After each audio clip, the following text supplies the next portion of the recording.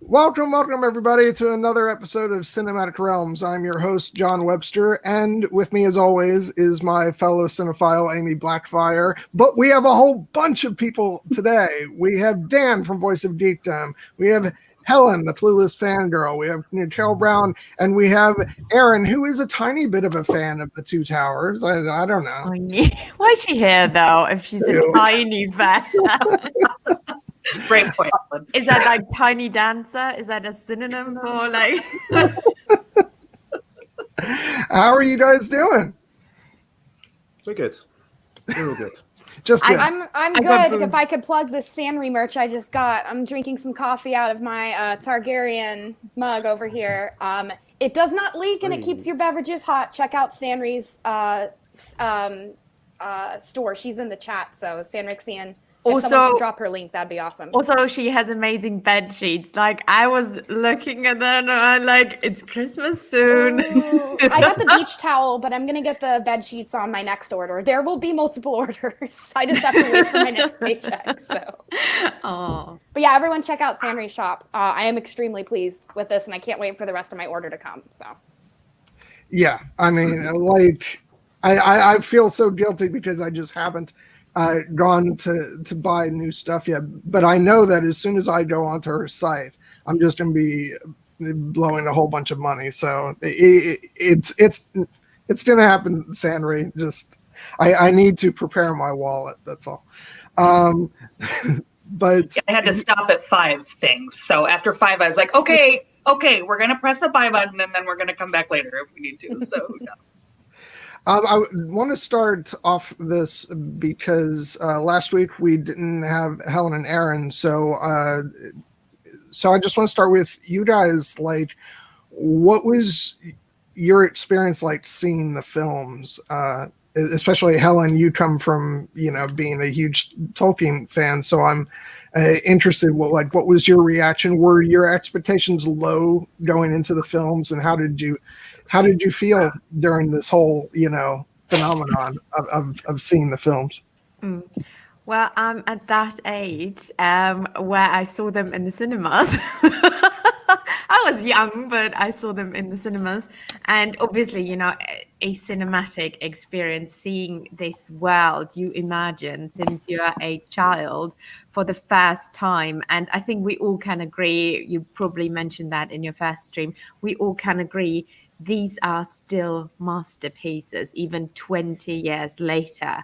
And the visuals, the music, I mean, you had the man himself on your channel, Jordan.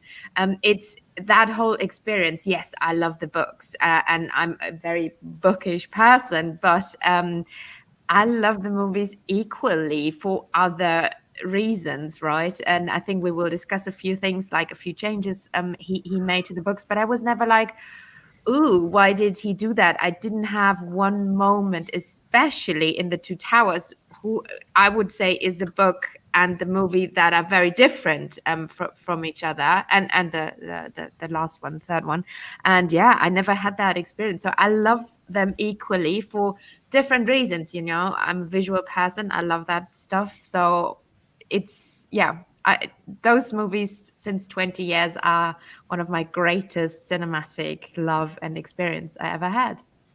Yeah, I mean, you mentioned the visuals. We were doing a watch party last night in our Slack group, and we were saying how it's amazing these films still sort of blow you away from I mean, in all ways, but in a visual, perspective, they're almost 20 years old, but they still look so freaking amazing. Yeah. Yeah. So, Erin, you come from, we were just talking about this before we started. You've actually still stayed away from the books because you were joking that you're worried that they'll make you enjoy the films less. But you are a huge fan of the films. It's great that we're on here talking about Lord of the Rings because you and I, we do agree on a couple things here and there. We joke about it. But there's when did that happen? There's a lot of things that we're like on total polar opposites about, but Lord of the Rings is not one of them. We both love these movies passionately. So what was your experience seeing these films? Yeah, so like I said, I had read The Hobbit in school, and sorry, I'm going to make you guys all laugh really loud because I didn't prefer The Hobbit because I thought it was too dark. I was sort of used to reading like books about like ponies and things like that, and then I read The Hobbit and I was like, I don't know, this was kind of dark, and I don't really think I want to read the rest of it, which is hilarious because obviously The Hobbit is like the lightest of any of the books that he wrote, but. And you went on, the books you're reading now are certainly not light. Yeah, totally. Like it's not like I love Game of Thrones now or anything, So yeah, that was really funny. But I always really liked. I mean, I've always been a fantasy person, and so when the movies came out, they sort of did a good job of pulling me in and being like, hey, maybe I would really like these. And I was definitely one of those people that you guys were talking about that after the Fellowship of the Ring ended, I was like, what?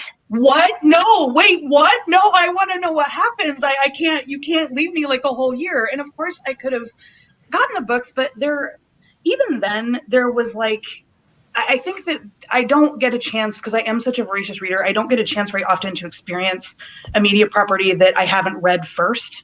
So like The Witcher this year has been or last year, I guess now, was really fun for me because I hadn't read the books, but everything else seems like I've read the books first. So I kind of wanted to keep it that way. I wanted to not know the end of this story, via the books. I wanted to watch the movies and stuff. So, but I drug every person I know to these movies. I made my mom go with me. And then I was like offended when my mom didn't think it was the greatest movie she'd ever seen in her life. I was like, Mom, oh my God, I couldn't believe that she didn't just think this was genius, so, but I think I saw Two Towers like probably 8 or 9 times in the theater, like in between its original release and when they released it, like before Return of the King came out, they always like released the ones, just before. And so I think I saw that like 8 or 9 times in the theater. So yeah, so I'm totally obsessed with these movies. I love them so much. And I swear to you, I will read the books one of these days, but it's not this day. So. Well, it's funny because talking about your mom's reaction to it, I think that my parents, especially my mom, was probably too scared to say that it was anything less than a masterpiece because I probably would have blown up.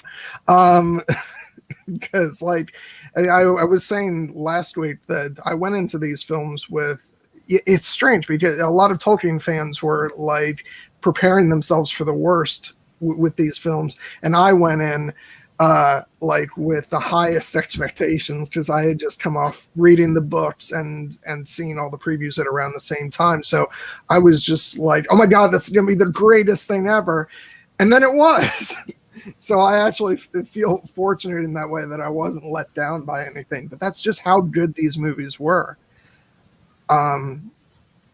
Yeah, and then we had like the year wait. Like I'm telling you guys, like even for those of us who knew the books inside out, that year was excruciating. It just felt like it stretched on and on. So yeah, let's just dive in and talk about the Two Towers. Is it anyone's favorite movie of this panel besides me? Yeah, it's mine as well. It's fine. Yeah. I don't know. He put a picture on now. Who said it? Oh. Dan and? Yeah. Oh, Yeah. Erin. Yep. Carole? Oh yeah, absolutely. Well, come on, I love a good baddie, good. and I love a good war, war epic. So I mean, there was just so much to love about this movie. Now, before we get started, everyone, are we talking about the extended? Or are we doing theatrical? Because I'm probably going to mix the two. I mean both, because we did watch the extended version last night. So is that a theatrical? I don't remember that one. I haven't watched the theatrical in about 10 years at least. So when I was in summer school, I'm gonna date myself as young again. Sorry, John. He always gets on me for this. When I was in summer school, we had each week on Fridays we'd have movie nights, and one kid each time would get to pick what movie we watched. And I had a friend who would always pick The Two Towers every single time, and so I watched this one more than was that me? All three of than the other two because my friend was obsessed with Lord of the Rings, but with this movie in particular. I get it. And every time Gandalf the White would come, we would all jump up and go, "Yay!" So I have the best memories associated with the Two Towers, I would say, even though Fellowship is my favorite. This movie is really challenging because of how the book is written. And the fact that Peter Jackson, I said this before in for the Fellowship, Fran, Philippa, and Peter were the correct people to helm this because they were amazing writers. They really understood the source material. They had, contacts with Christopher and with, the Tolkien Society. And they really laid this book out and said, let's order it so that it really tells from a cinematic standpoint. Because reading this book, it breaks all rules of literary common sense. But, the books, again, stand as the books, but especially when you see the extended version, they even went even further. So the theatrical was great, but when you see the theatrical and compared it to the extended version, and I'm with Helen, the theatrical, what is that? Do you have that? Do we watch that?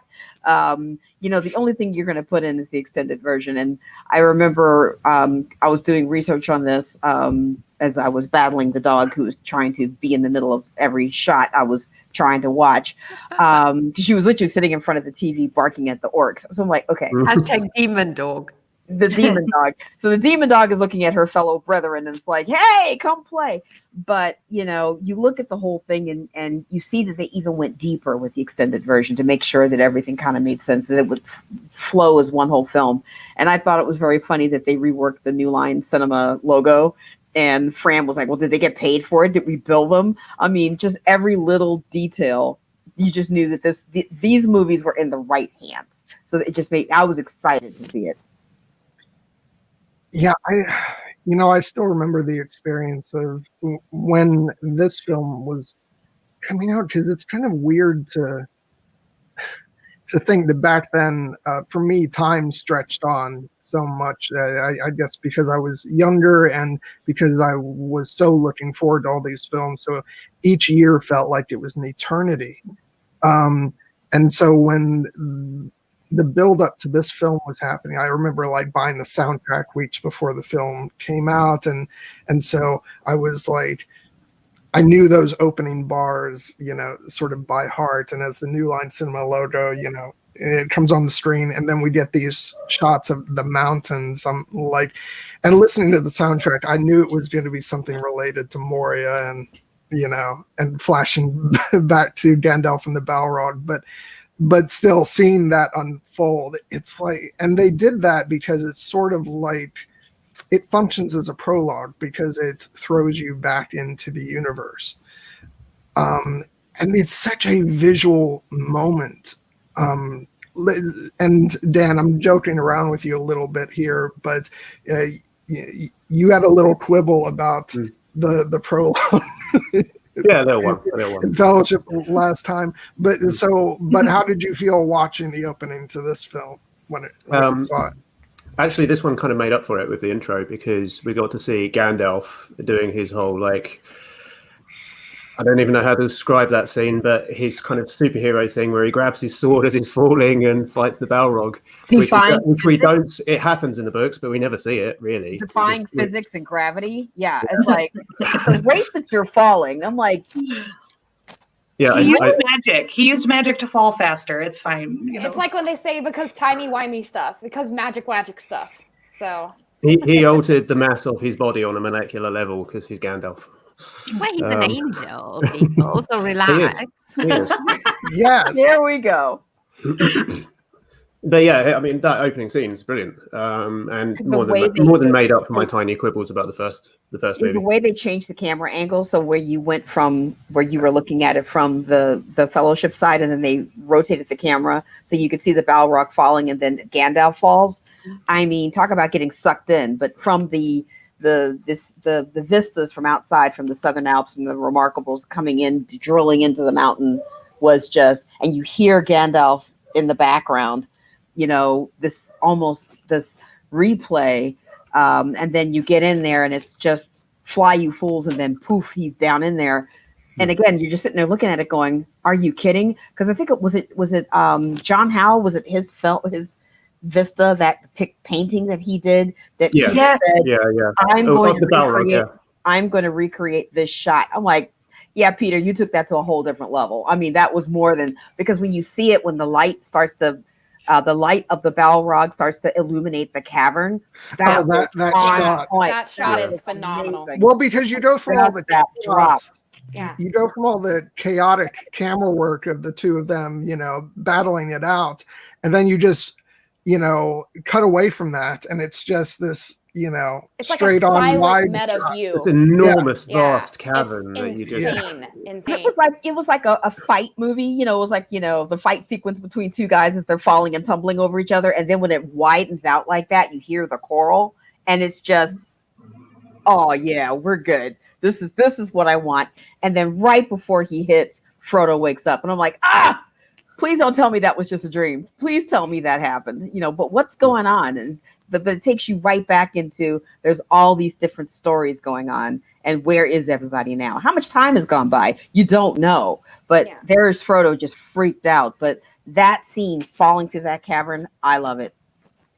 And I saw this movie with a friend who had read the books, and I hadn't read them yet. And so I was like, I saw it with her in the first movie, and I was like, dang, why did they have to kill Gandalf? He was my favorite. And she's like, don't you? I was like, what is it? Tell me. And she's like,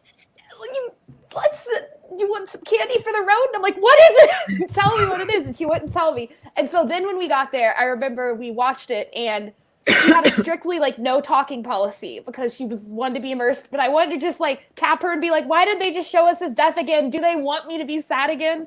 Right. But then, of course, then the scene where we do actually see Gandalf come back. And then I remember turning to her, and the look on my face, I was like, and then she goes, yeah, like I wasn't going to say it. And now you know. And so I was like, and I was glad she didn't tell me because. Well, she did well to last the whole year without telling you as well. I don't know how no one at school ruined it for me. Like I think they There was really no genuinely Twitter at that wanted, time. Yeah, like they genuinely wanted someone to be surprised, and that person was me. I volunteered as tribute to be the surprised person. So yeah, she says that's like her favorite moment still to this day of our friendship is when I looked at her like, how did you keep your mouth shut? That's insane. And it's this experience which has led you to be like, give me all the spoilers. No, oh my God, John. We found it. We found why I actually want spoilers now is because I had to wait that whole year, and I did, you know, and I wanted to be on the in crowd. I think it's my FOMO is why I want spoilers. Now that I think about it, wow, John's diagnosed me. He's found where from my childhood it comes. Nah, no spoilers. If there's going to be sequels, I want no spoilers. I want to be able to see everything and just have that one time of just shock of. And I'm a book reader. I've read all the books. I've read everything, Silmarillion. I've read the Untold Tales, everything. And even sitting there watching that vista, it was better than anything that was in my head. It was better than anything that you kind of imagined when you're reading the books. I mean, it was exactly as it should have been. So I mean, the whole direction of, and the whole team of Peter, Fran, and Philippa, it couldn't have been anyone else but them to do it, because they were so in love with the written word, and they were determined to give you a cinematic experience that would be as equal to what you were feeling when you were reading the books. So I think that's why it's timeless, because they really took their time with their craft on everything. They just didn't. There was nothing that was throwaway. Nothing, not at all. Not a leaf. Not a piece of smog, not what is it? The fog that rolled into the mountains on the side of the volcano when they were filming Sam and Frodo. They were like, "Hey, there's fog. Let's use it." I'm like, only Peter Jackson would order fog, and it would just the clouds would come down, and he could use it in a shot. I mean, really, I mean, just everything about it was amazing. Yeah, there are a couple of things I just want to say about that opening before we move on. It's the studio did originally want them to do a sort of prologue or recap of sorts, and Peter was just like, nope. If you know, I presume if you're going to see this movie, you saw the last one, and we're just going to dive in. And what's so brilliant about that opening is that it plunges you back into like the emotional height of the first film. So like if you're a more casual viewer, and maybe you haven't seen the first film in a while, going right to Gandalf facing off against the Balrog and his fall, like it places you emotionally like right back into that first film. And then you're seeing this thing unfold and you're like, I know how this goes. But then when the camera follows Gandalf down, you're like, whoa, shit, what's going on? Yeah, it's just the most brilliant way they could have opened this film, and like even watching it last night, I'm still in awe of it. I think the use of sound and light are really of note here, right? You have this like that shot that Carole mentioned earlier, where you get this meta view of them falling, and the light starts to get bigger and bigger, right? More illuminated, and you feel further away along with the light and the music, the sound that's going on. I think the whole film is wonderful, but I would say that's probably one of the most epic openings for a film that's out there. One of the other nice things about it as well is that we see the end of the fight later on the top of the tower as well, and you're left to imagine whatever happened in between times. So we know that the fight lasted days, and it finally ends at the top of the mountain instead of miles below it. So you can only imagine what happened in between, which I love that kind of like mystery there. Yeah, really. Tony here mentions the Show line, don't tell, Yeah, I threw my enemy and smote his ruin upon the mountainside. It's like, it's just poetry. It's beautiful, and like you're hearing Ian McKellen deliver that dialogue and seeing those visuals, and you're like, there are no movies like this. This is amazing. That's what I said last night. That's what I tell my brother when I beat him at cards. So, and then I threw down my enemy and smote his ruin upon the mountainside. Happily, I don't beat him very often at cards, but when I do, I really like to rub it in. So, yeah. But not to be outdone by that stellar opening, the next section of the film deals with the introduction of Gollum, which I think we all have to like place ourselves back in the mindset, especially of when this film came out. And like the big prior CG creations were coming from Lucasfilm. We had I don't want to bring back any scars for anybody, but we had Jar Jar Binks, and we had just seen also the CG version of Yoda in Attack of the Clones. Oh my God, it was Thank horrible. God we have the puppet back. But I remember when like Gollum first appeared on the screen, especially, well, the first shot we get of him is exceptionally well done, but it's traditional keyframe animation in, as he's like crawling down the side of the cliff. But it's when it switches to him, sort of grappling with Frodo and Sam, that's our first glimpse into the motion capture technology. And I just remember seeing this for the first time, and my jaw dropped. I was like, I know it's not, a real creature, but it looks real. And just as he's being dragged along, like with the rope, I'm like, no, I'm looking at something that's actually there. This is amazing. What were you guys' first impressions of seeing Gollum on the screen? Good. Pretty much how I imagined him. I love the voice. I love the voice the most. Yeah. The motion capture holds up really well. I do think there is a little bit of uncanny value there, but not too much. I think it's only when he does kind of jerky movements that I noticed. But if it's kind of, if he's moving a smidge more, like especially of those kind of wider shots, it feels real. I think that also the range of facial expressions they were able to give him for the time, and I think even now, is really impressive. A lot of kind of humanoid-like facial expressions, especially when he's doing his kind of split personality thing, right? The way that his face changes is very, very impressive. Yeah, You can tell from the beginning of when you first see him in the film to when you're getting to the end, when we're at the Osgiliath at the waterfalls before they go to Osgiliath. You can even see how he's even gotten better. And then at the very, very end, when they're on their way, they've been released and they're on the way and they're in the woods. You can even see even better, that where they started from and where they ended up. What's interesting about it was I love the fact that Andy Serkis sat there and made it his mission in life. I'm not just going to do voice work. I'm going to figure out how to create something for me out of this, because this is a meaty character. Because Gollum is an amazing focal point in all of the movies, for all of the books, from The Hobbit all the way through. Hobbit is this underlying character, and he's not throwaway. He's not just a random orc number 12 over to the left, down on the bog over there. He is this major focal point, this major person who has been touched and corrupted and warped by the ring, and is necessary for this particular book, especially. It is necessary for him to be there. And they took that time and that care. And even how mocap advanced from when they started to where they ended.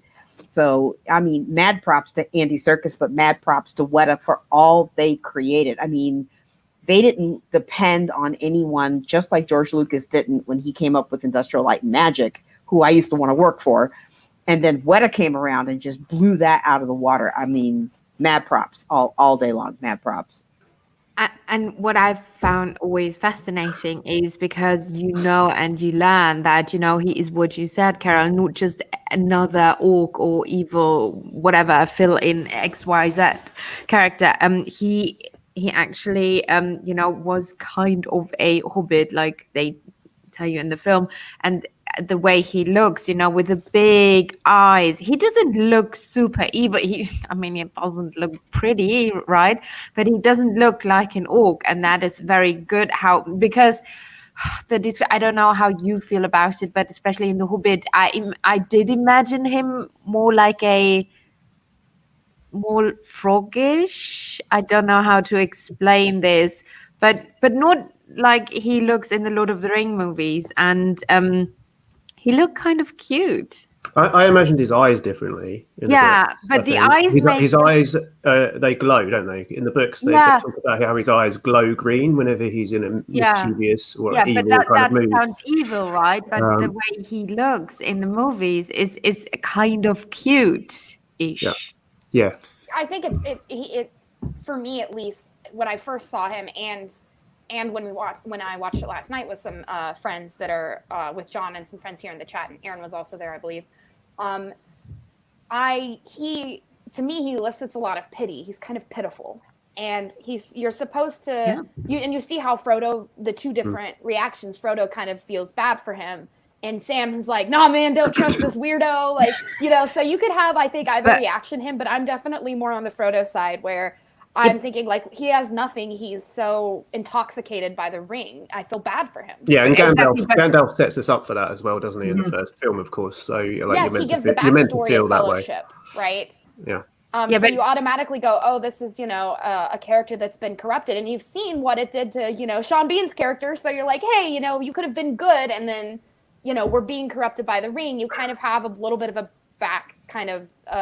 backstory for him. But the ring only brings out, what you kind of already are. So Gollum was not, just to clarify, Gollum was not a good character. He was annoying. He spied on his family before he had the ring, right? He wasn't, and the pitiful thingy from Frodo just came because Frodo now knows the burden. Okay, he doesn't look cute here, but thank you, John, for not proving my point. I still think his eyes do look cute there. They do. He's more. His humanity was coming out when he was Smeagol.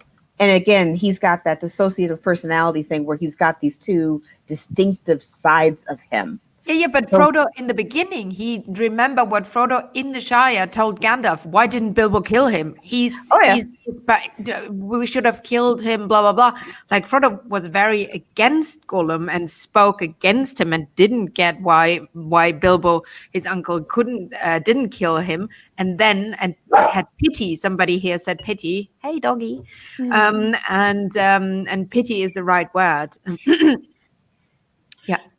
I think that goes into like, sorry, John. I just I think that goes into like they make him look that way because they do want you to also kind of be torn about Gollum. You know, it's almost like looking at him and then seeing that he's doing these good things.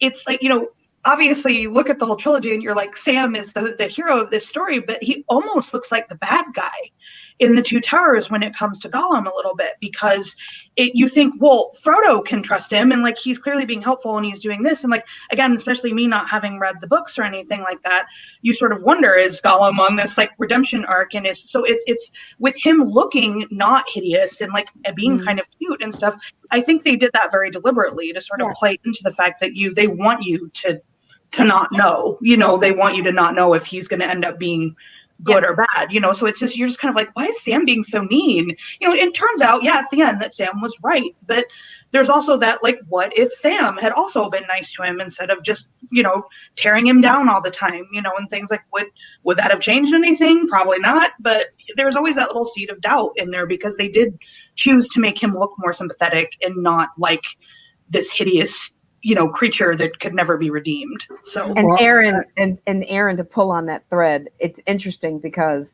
when Gandalf was having the conversation in Moria with Frodo to get him to understand that each little thing that you do has ripples and the effects. If you do this, then if Bilbo had killed him, where would we be here? If he did not, so pity sometimes is all we have to get you through whatever. But it's interesting.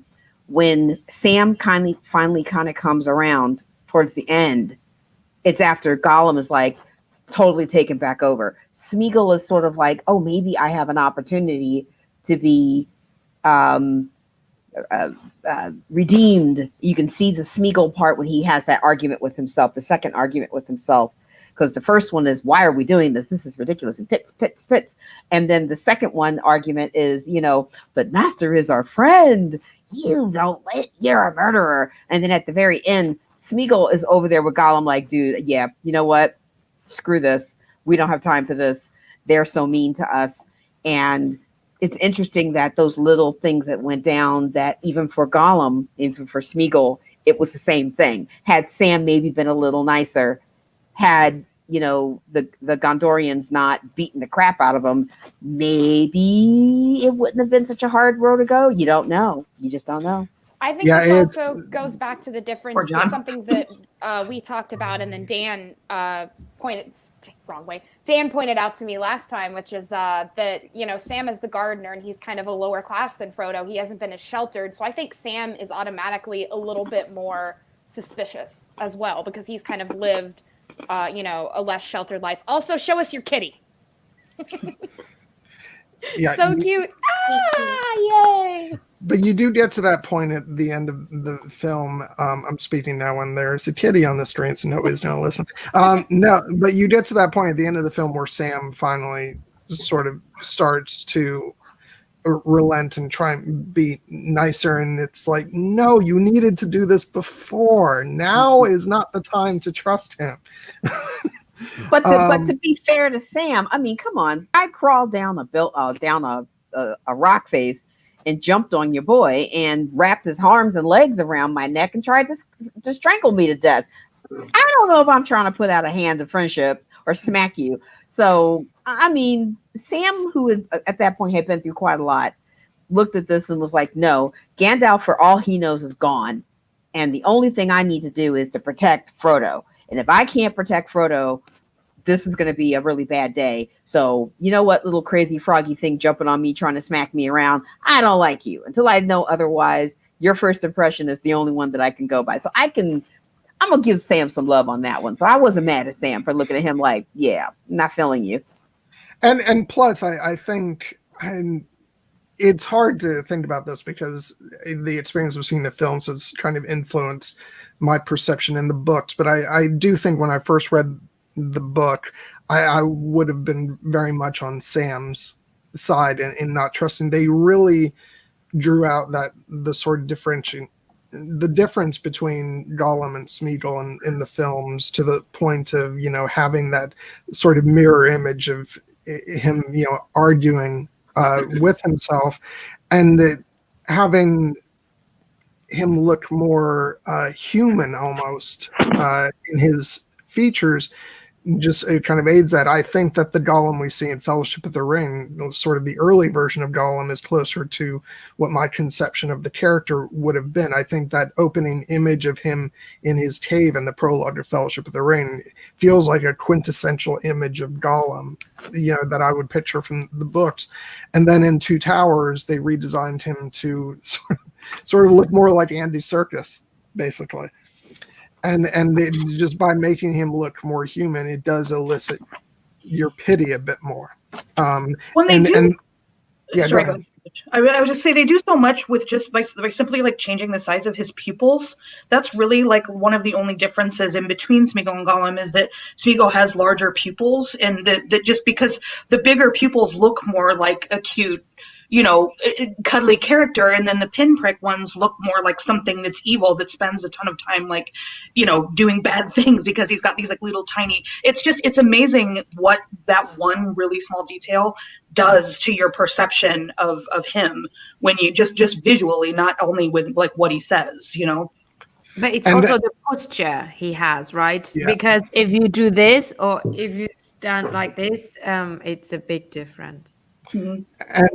And there is also this great sort of comedic element that they added to the character of Smeagol throughout this film. I remember seeing this in theaters originally, and like people were bursting out laughing with the Smeagol side of the conversations, because he just seems so cute and adorable. But that gradually changes when you get to the end of the film and Smeagol turns and sides with Gollum. The laughter kind of stops and you're freaked out by him. So it's a nice kind of sleight of hand where you lower the audience's sort of defenses in favor of this character, and then he turns out to be just as duplicitous eventually. And we see that in Return of the King, where Smeagol is arguably more quote unquote evil than Gollum, because at least you can sort of trust Gollum to be evil. Smeagol ends up really being the plotter in later on in the story. And so I think it was a brilliant sort of adaptation of the character or characters. And yeah, I'm still amazed by what they achieved with Gollum. You can sort of look at shortcomings in the visual effects at certain points in the film now, but this was their first go of it. And there's lots of points in this film where I'm still just utterly blown away by the quality of how they did him. And they shot these scenes not knowing what the final Gollum was going to look like. Mm-hmm. So a lot of it was faith on their people to produce something that was going to be utterly amazing, and they nailed it.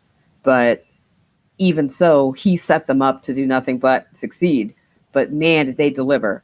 And again, Andy just inspired the animators and the maquette makers and just the keyframe operators. Everybody was just, and then the whole thing that they created with this whole mocap thing, it started with what it originally was, and then it morphed into something else so amazing. I mean, Andy was on set before anybody was, and he was on the production after everything was over in that second movie because of how you had to do motion capture at that time.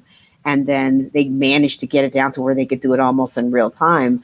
That was just, from a technological standpoint, it just made Gollum more real, because he didn't have to act, and then they didn't have to, block everything and then go back, capture it, and then try to replicate all of that and then rotoscope it in.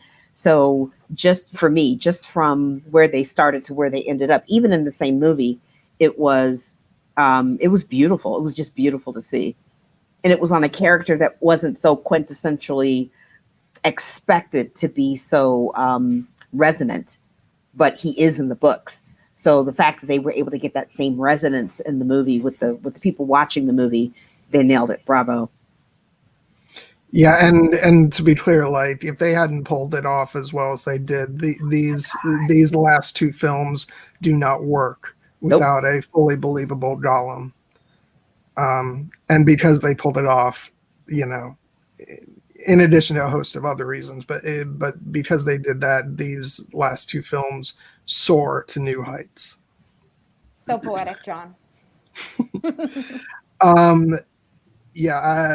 But interestingly, of course, as you know, we book fans know, we don't get introduced to this strand of the story until halfway through the Two Towers, because the stories are cut differently. For the entire first half of the book, we're following a different story, that is of starting with the three hunters, Aragorn, Legolas, and Gimli, as they pursue the orcs in search of Merry and Pippin, and like, I'm interested. I'm guessing the answer is probably no, because this wouldn't make any sense. But were like any of you book fans, like wondering, you know, if they were going to stick to the original structure of the books, or if it just had to be intercut completely?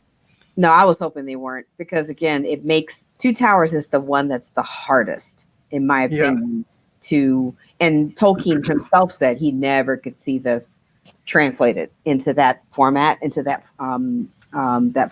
format. So is that because of the divergent plot threads in the book, because there's two halves of the story? Well, it's also in the fact that it doesn't really follow any kind of literary narrative. It's like he tells the story and then he just kind of stops and then turns over and starts telling another story. You're like, okay, but where are they in relationship to one another? And he introduces a lot of new plots, like all of it, like out of nowhere. And new protagonists as well. Indeed. And then we were just talking about this morning with the Tolkien professor, actually. Yeah, and then at the end of the books, it just, okay, but you had this big thing that should have been the cliffhanger in the books, and then he kind of goes in a different direction. So there was just, it was almost as if they took everything in his grandmother and put it in this book.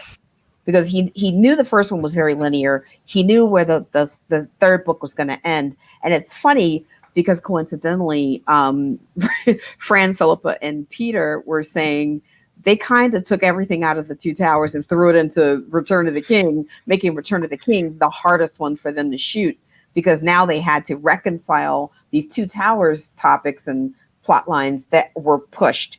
But for the nature of the narrative, no, it had to be intercut that way so that the moviegoer, and especially if you had read the books, so that you could follow along. If they had done this movie the way they'd done those books, you'd have lost so many people, because it just wouldn't have made sense. And we talked about this before. Some things that are on the page work, but don't translate to what's on screen.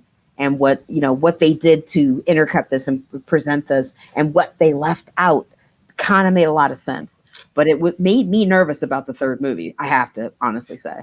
Well, it's funny, because if they had done this in the format of the books, first of all, you get people going like, so are Frodo and Sam just not in this one? And then you'd get to the end of the first half and you'd have everybody walking out of the theater. Because it's funny though, like the we're all like talking about this and we're like, oh, this is why, because there's all of that's because it doesn't sort of, he keeps introducing new characters and it weaves back and forth between plot lines and we're not really sure about timing. And yet the fandom that brought us all together was Game of Thrones, that does all of those things. Like, so it's like, it just makes me laugh to think that like Tolkien was like, oh, this is why this can't be done. And then it's like Game of Thrones is like, yeah, we're just go ahead and do those things and people are going to love it anyway. So it's just like listening to everyone Martin was directly inspired in that. That's why he does that. Right. Indeed. I was about to say the exact same thing. Germ looked at that and said, oh, here's some things that I could use that this might work.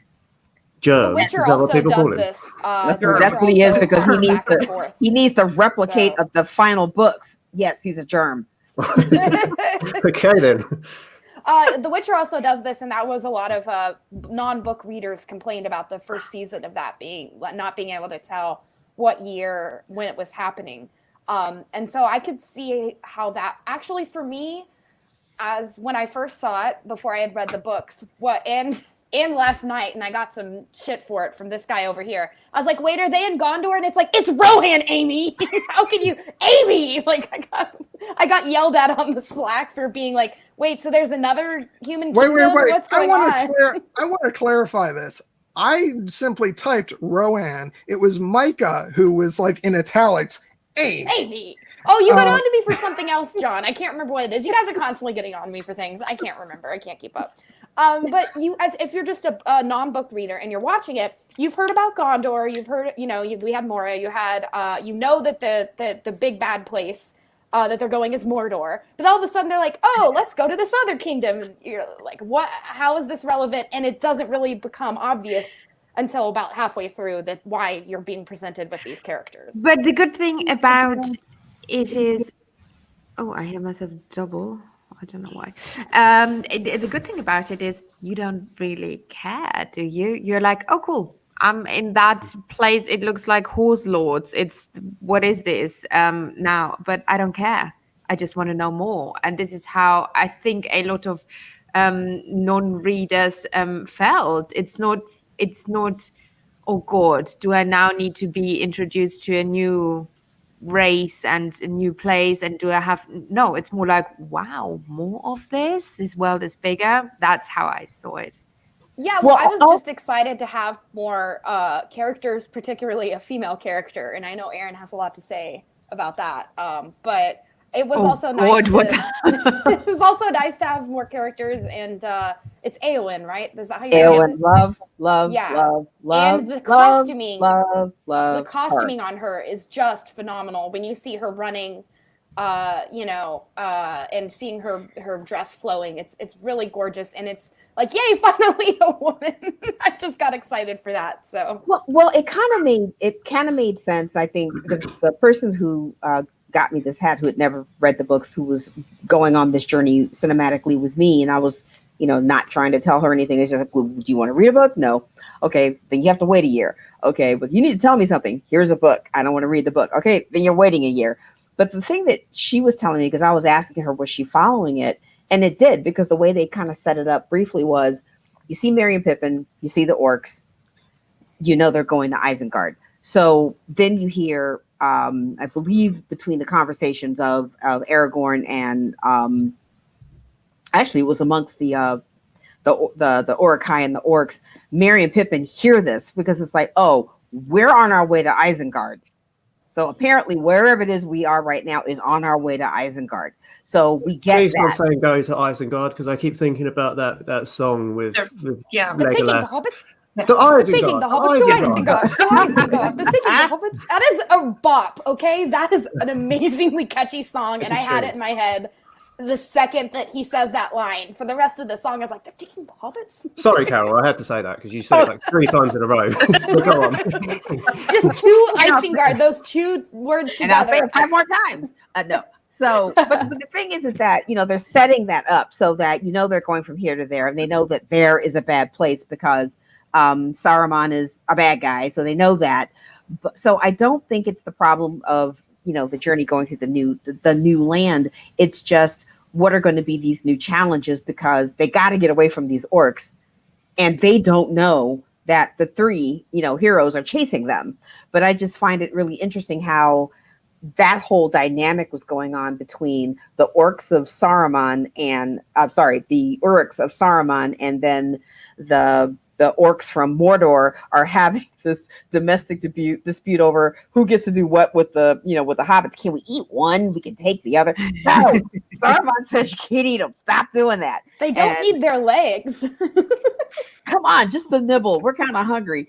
Just all of that dynamic. And it was kind of cool because here they are finally, they're not humanized. I don't want to use that word, but it's like you're getting a little bit into beyond the just kill, maim. It's, hey, we have a job, we have stuff to do, we're on a mission, let's just, I don't have to like you, but can we please cooperate and do that? And then you have, Merry and Pippin trying to figure out how can we use this to get away from them, especially with this one particular orc that's trying to eat us. This is a bad situation that we're in, not knowing that there's someone coming, but that I think it was that Merry had the wherewithal to take off one of the brooch, from his cape and the cloak and drop it, thinking if anybody is coming, Aragorn's got to be the one, because they remember, how he got them through when they were together on the Fellowship. And it's interesting watching Merry really trying to figure things out. And Pippin, who is normally like, what the heck is going on? We have got to survive this. At least they got that part of it. So I don't think going into the new lands was a problem. I think it was just part of the narrative of we're trying to get over here to Orthanc and Isengard, and then let's not do that. I'm sorry, like I don't mean to, like, this is not me calling you out to be like mean or anything, but I'm cracking up right now because we just went through this last night with Amy where she was like, I'm sorry, I can't tell Merry and Pippin apart. And then Carole, you just said it's Merry that drops the brooch and it's actually Pippin. I'm just saying that because a hobbit dropped because it'll make Amy feel better. Like, it happens to everyone. And understand that I don't care. Hobbit dropped the story. Are you good? One's got a fatter face, and that's all I got. Are we supposed to kind of get them mixed up? Is that kind of like they're even related? Don't even bother. It ain't that serious. Whatever. Oh my God! Now Jenna's giving me shit for this in the chat. Jenna, come on. We've been friends since we were 10. But what can I say something to that? Because the scene with the orcs, and I love that as well, because as you say, obviously, they're not humanized, but they get a backstory, and it's more like, oh, let's kill people, meet us back on the menu, even in the books, there's a super cool scene with the orcs talking to each other at the Tower of Kirith Ungol. And that scene is so cool and so epic. And I think it's Shakrat and another orc, and they are like talking about their duty, and oh god, actually you get the feeling like one is super fed up with the situation, and it's really cool. That discussion is really cool, and you feel like, oh, they are actually really cool, the orc. No, obviously not, but you can imagine the HR reports at Barad-dûr. Yeah, okay, we're having issues again with these orcs, and these orcs, what are we going to do about this? And they're not animals. It's like they're talking tactics. They're talking about being fed up with Sauron, and it's cool. Just hanging out, complaining about the boss. Yeah, exactly. And it's cool. And can I just say, like, and this is what I love about these films versus they tried to go like all in with like the CGI orcs and stuff for the Hobbit, but I love that in these films the orcs are basically New Zealand actors in prosthetics, and the fact that they have like these really thick New Zealand accents, it really drives home what I know Peter Jackson one time they're more like Cockney accents. Are they? Yeah. Sorry, that's showing that. Can you please put up Kate's comment, because I love puns and it's killing me. Halflings are so small; they're probably more like orc-to-orcs.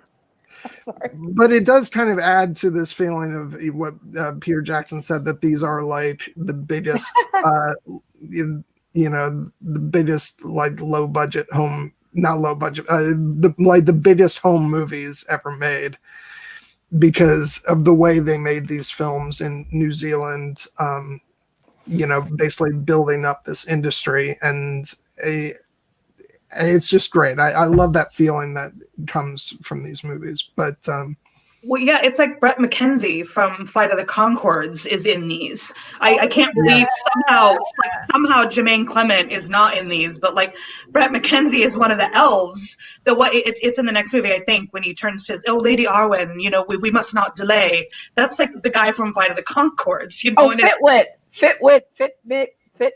Whatever. He's also in the council team too, and in Fellowship too. But it's just funny that you're like, every actor in New Zealand was like somehow in these, except Jermaine Clement. Like we didn't get him. We got the other Flight of the Conchords actor there, but we did not get Jermaine Clement in these. So yeah. Yeah, Jess, you have to step it up now. Bigwit, thank you. Because I was like, wait, I knew that it was, and they gave him a name, and he had fandom, and it was great. Which actually is not. No, that's not a name given to him by anybody on the production. That was totally a fandom thing, because it stands for Frodo is great. Who is that? Okay. Well, I love the traveling through and the whole low speed running chase. I love the whole the humor of how they were able to intercut with John Rhys Davies being just out Gimliing Gimli. I mean, he's Gimli forever, and rolling down the mountain. Poor Brad Beatty, and like all of that, and just the vistas of them running along the ridge, running and chasing them, and trying to catch up with the orcs and the Uruks. And then, the domestic dispute between the orcs and the Uruks, and then poor Merry and Pippin in the middle of that, and hoping, are they going to get there? Are they going to catch them? Are they going to, save them? And then in the midst of all of that, you have everyone just being caught off guard, because now you've got the men of, Rohan all of a sudden appear out of nowhere. And I was joking saying, oh, wow, Roham and the Rohirrim, are they Dothraki? Because it's kind of the same thing. They're horse lords, there's grasslands, there's all of this. I'm like, this works for me. So part of me was like, I wonder if that's where George got the Dothraki, looking at the Rohirrim, since he's so inspired by, JRR. So just that whole transition to go into that, it worked for me. It was beautifully done. It was beautifully placed. And let's hear it for the local horsemen and horsewomen that got together to be the Rohirrim, because they had bearded ladies and men riding all these horses, because they just pulled everybody out of the local areas and said, hey, we need people who can ride horses and have horses and come on out and hang out. And they thought it was the best thing ever. I mean, they need to do something like that here so we all can be a part of something like that. But I just love that it was like the biggest home movie ever. And Game of Thrones was like that in Belfast, because they hired just about everybody to be, a Northman, or they went down to Sevilla and to Spain, or they went to the different places to just try to get as many people as possible to be, in this. So if nothing else, everyone had such pride in this movie. But man, I love that scene when they all came out of nowhere and then surrounded Aragorn, when he was like, what news of the Mark? And they just flopped back. And then all swords, all spears drawn. And it was like, okay, this was a wrinkle they didn't see coming. So that was yeah, awesome. the Rohirrim to me seemed like Mongols, like the Mongolians, if they had fully made it all the way west and you didn't have the collapse of the Mongolian Empire in the east, which made, because they had taken over a lot of Eastern Europe. But they kind of, because they were, the Rohirrim are established as, a settlement, even though they still have horses and everything. So it would be as if the Mongolians kind of did actually settle down in Western Europe. Yeah, but there's also a lot of when you hear the language, there's also North in there. There's also I think somebody said in the text Anglo-Saxon. There's also a lot of North mythology, like the way their houses are built and everything is very reminiscent of Scandinavia. Is like Beowulf's hall as well. Yes, the Golden Hall, the Medusfelde. And I love Beowulf. I love everything Chaucer. So all of that was just like, oh, this is still so evocative. And then the story behind how they found that, the description of the place in the books, they actually found that in New Zealand and built, the Great Hall, the Golden Hall on top of that in the middle of a wind tunnel, because everything was getting whipped. I just thought how amazing to have that kind of an opportunity and to have that kind of, dedication to create to as close to the word as you can to evoke the imagery in the books, but then, still being able to have to do quite a bit of that stuff on a soundstage. It's just like, man, how y'all did this, I don't know, but I'm loving it. And I didn't feel pulled out of anything. It didn't feel like, okay, now let's cut and go to the set. It felt like they were right there and everything was, the continuity was there. I would say, as like definitely someone who hadn't read the books, it was the other way around for me. I loved Rohan so much that I was kind of bitter when we had to go back to the actual story of the ring with Frodo and stuff. I was like, what? No, I know. Go back to Rohan. I know this is the ring and Frodo and Gollum and stuff, but it was the opposite for me. Rather than feeling pulled out, I felt pulled out whenever we went to almost anything else. The Merry and Pippin stuff feels a little bit different to me, but I loved Rohan so much that I was like, no, I don't want to go to the ring. Can we just go back to the horse people, please? So yeah. It's my favorite part as well, Erin. I just talked to somebody today and about the Lord of the Rings, and he asked me what's my favorite part, and maybe because due to that character, and it's actually the Rohirrim and Theoden, their king. I don't know. Whenever they show up, I'm like, yay! Yeah, everyone is always like, "Oh, I would live in the Shire. I would live in Rivendell." No, Rohan, bro. Rohan, all about Rohan for me. Same.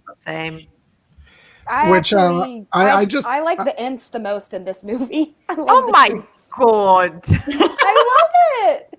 see, and we were talking about this. Nothing ever happens there. Like Exactly. That's the point. Perfect. That's It's perfect. we Like were just to talking the about. Ents, you know. you would things literally are- hang yourself on one of those trees out of boredom, Amy. I like it because the tree these tree people would see life differently and time differently, and that scene just shows you, because you have Merry and Pippin be like, okay, come on, you know, and the audience feels that way. But I really got this sense from the Ents that, you know, their way of life is so different from ours, so to them that's not boring. And so I appreciate the tree people, Helen. No, they know we- they're boring. We were talking about this last night in the chat, like, because the when they were editing the film, Peter Jackson was arguing in favor of, you know, more Ent stuff to stay in the cut, and the editor on the film was like, no, Peter, this stuff is just boring. Yeah. And Peter was like, but that's what's so funny about it, that's the because point. they're so boring. Yeah. And I like agree with that. I love the I added love material. them so much. Oh my god! I love it. Then read the books, because seriously, there's more in the books. Like that small tree. I don't remember his name. The small tree, and the small Could tree be. has a story. Yeah, and seriously, like skip. Helen, don't be hasty. I love that it was Merry and Pippin too that were the ones there, because they're the ones that would of the fellowship that would be the most like not here for it and just done with it. It was But so that funny. scene makes me so angry. Like the Groot's empty. cousins. It's Oh, Groot's oh people. god! It makes me They so were angry. Ents for life. Helen, This don't is the be hill I will hasty. die on. The Ents are awesome. You're very hasty, Helen. No, Yeah. I literally wanted Saruman to God. burn those bloody trees. They, like, I realized Helen's last for night when, like, deforestation, everyone. Helen, the environmentalist. last night when we were watching, when he was talking about the Ent wives, I was like, I clearly have a different read on this whole scene than everybody else, because I was like, oh my god, I think this Ent wife shit is hilarious. Like, they lost them, they forgot what they look like, and know it what they was did like, with them. oh, tears. We've Oh, this is so No. sad. That line is hilarious when he says, "No, we lost them, and now we cannot find them." That's hilarious. It's what comes after when he just sadly says, "I don't remember." I still now." think that's really That's funny. that's sad. Whenever Oh, it's I so see devastating. whenever I see a "Where Are the End Wives" video on the internet, I want to click thumbs down and write and post. Who Oh the my F God. cares? Oh, Helen, come on. Why girl. are you hating on Groot? Don't be hating on it. Hey, he's giving me I'm life.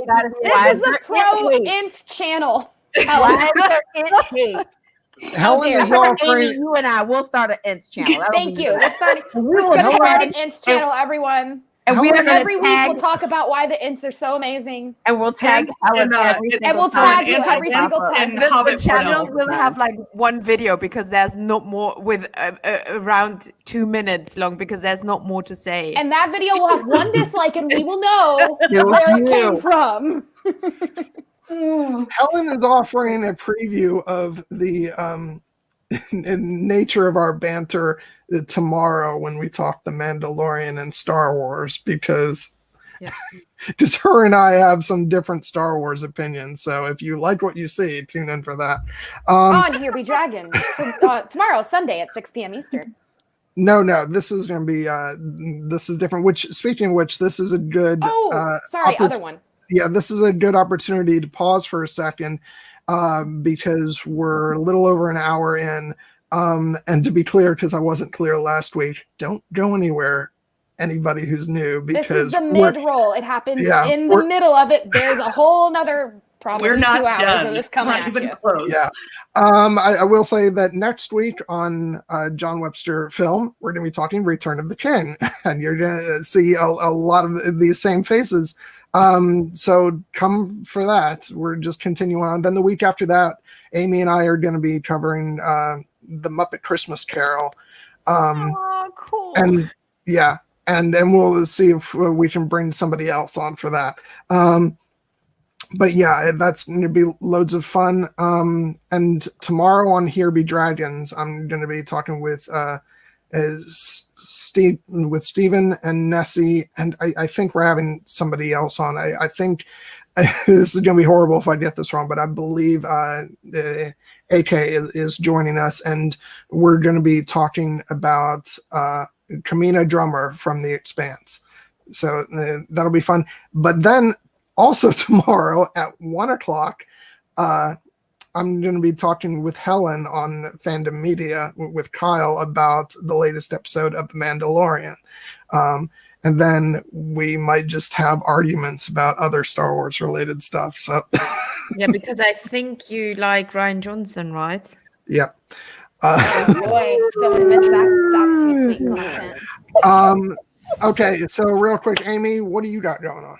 Yeah, so Nessie from the Unspun Yarn, all of our mutual friends, she and I are going to be on Monaro Geek TV next week. I believe it's Thursday, but give Monaro that sub and turn on that bell so that you'll know. But we're going to talk about the second half of The Blood of Zeus, which is an anime series on Netflix about Greek mythology. So come with us and talk a little bit more about why Zeus is a hoe. It's going to be really fun.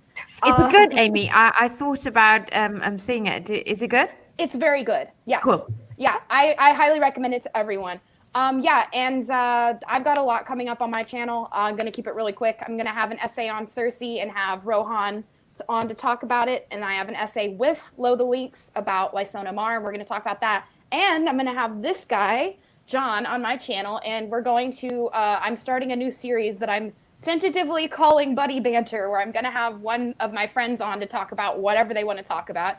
And John's topic is really great, and it's about how toxic masculinity and gender stereotypes change the way that we consume media. So, for example, I grew up saying, "Oh, you shouldn't like chick flicks. You should like action movies and be a cool girl." And then John was over here loving romance movies and novels, and they're going, "Oh, that's not manly. Come on, man up." So we're going to talk a lot about that and how we have struggled with against the patriarchy to like the things we like. And yeah, in 2021, I have a lot of stuff coming up, but please subscribe to my channel. Follow me on Twitter. I am Amy Poehler, Poller. I poll everyone, and I have a really good one up right now. So go vote in my poll. Okay, plugs are over, I promise. All right, Dan, go. So Helen already said it at the beginning, but we shot an interview this morning with Professor Tolkien, who is Tolkien luminary, who wrote the book on The Hobbit, Exploring the Hobbit. Is it Exploring the Hobbit? It's Exploring the Hobbit. Mm-hmm. And he's a podcaster. He's known as the Tolkien Professor. So he's a Tolkien scholar, a serious guy. So it's quite a big Tom Shippey and like really big people in this industry. We asked for an hour and a half of his time, and we talked for 2.5 hours this morning in the end. So we've got loads and loads of footage. So I'll probably actually have multiple videos with him out this week. I'll have a few snippets and stuff during the week, and then I'll probably bring it out next weekend, I think. And tomorrow I am relaunching the Silmarillion Explained series. So I'll have a new video on that. So I'm recommencing that with chapter 10. Which is back in Beleriand in Middle-earth. So we're back in the mainland. That's going to be a short video. It's a 10-minute video. And then midweek, I'm on with Nessie talking about Monty Python and the Holy Grail, which should be a good laugh. So I'm going to watch that obsessively, like, between now and then. I'm probably going to watch it 3 times this week, just so I remember all the gags, basically, because I'm going to have to quote it a lot, I think. What else am I doing? That's about it, I think. That's it, I think. Yeah. Busy. Helen, what else you got going on? I'm German Galadriel. Hello. So I rebranded myself. No, I'm just kidding. I was literally voicing Galadriel for a lot of channels. Those videos are up on various channels, and I just dropped before I came here my discussion about heroes and archetypes of heroes Tolkien uses in his in the Lord of the Rings and in Middle Earth, and it's a really cool discussion with Joysten from Lord of the Rings. Sorry, it's really late, and I'm really tired. With Joysten from Men of the West, an amazing guy, and yeah, I think one of the biggest YouTube channel here on Lord of the Rings, and he's a friend of Dan and mine, and he's really cool. And yeah, our discussion was a lot of, we mainly had fun and laughed a lot, but it's very interesting and funny. And yeah, I have a Galadriel video I'll then drop, I don't know, in a few days, talking about why she was so powerful, and what her magic is. And yeah, I have a lot of new Numenor content on my channel, the Clueless Fangirl. So check that out if you want to know more about Numenor. And one day, Carole and I will record I promise you, Carole, but you know, it will happen, my love. It will happen. Yeah, Carole was the first person who ever came on my channel, and we had really cool, deep philosophical discussions on Tolkien topics, and I love that. And I think people love that because people are very often asking me, "Where's Carole? Where did Carole go?" And I'm like, "She'll be back, I promise." Yeah, so we will do that. Promises.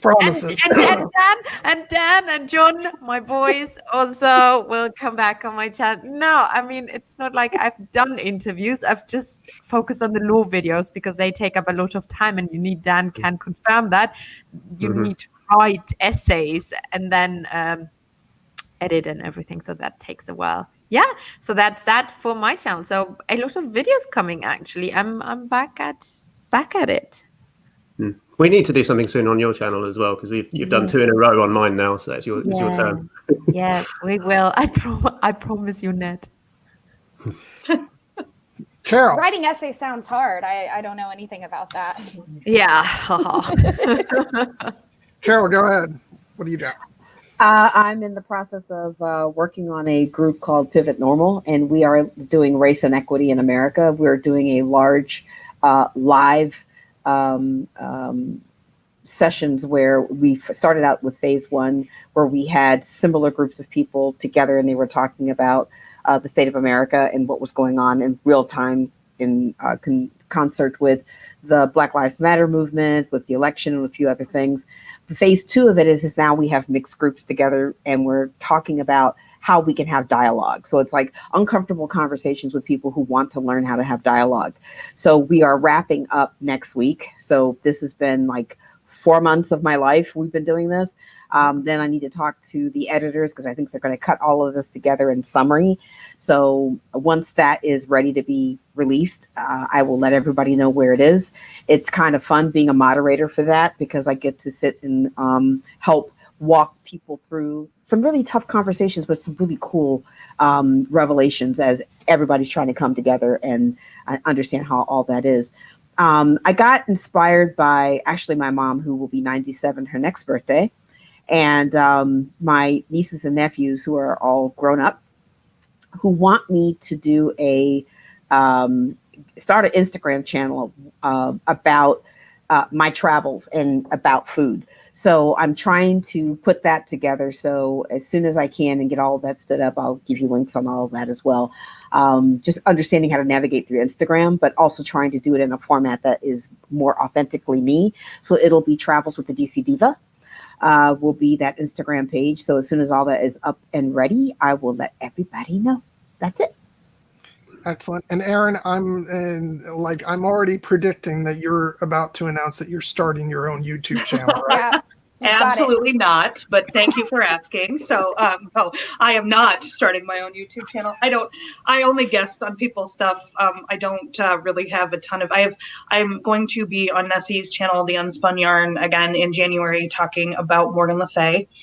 We talk about sort of women in Arthurian legend and things like that. So we did The Lady of the Lake, and then we're going to do Morgan Le Fay, and I think she has another surprise coming up that I might join her for on that too. But yeah, so that's, and then I just kind of pop up on things like these when I drag you onto my channel in 2021. And when I beg John to let me come on and talk about the Two Towers. But yeah, so I pop up. I'm in Not a Cast chats. I'm in Joe Magician chats. I'm in the Here Be Dragons Slack, everything like that. So just find me in chats. But I did just want to tell like a super quick little story that my first familiarity with Helen and Carole was their super amazing Lord of the Rings panel at Con of Thrones last year, where. Yeah, I don't, Carole, I talked to you afterwards. I'm sure you don't remember it, but you were so nice. John and I talk often about this panel and like how great it was, but how unfortunate it was that the audience was so into it that you barely got to talk about like what you guys wanted to talk about because everyone kept asking 1,000 questions. So literally everybody was asking about Bran, and I said to Robert, what do I want to say even? Like you answer all the questions and Carole.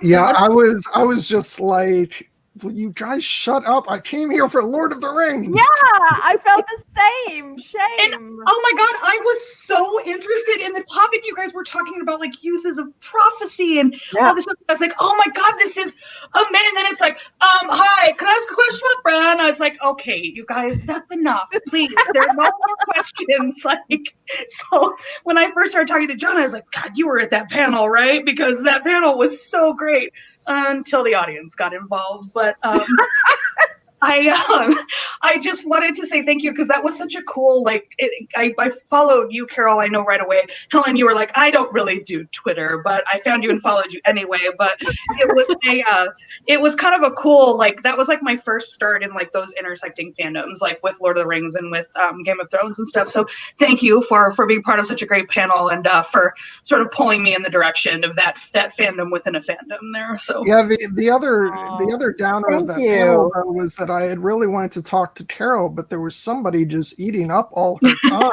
No, not this time.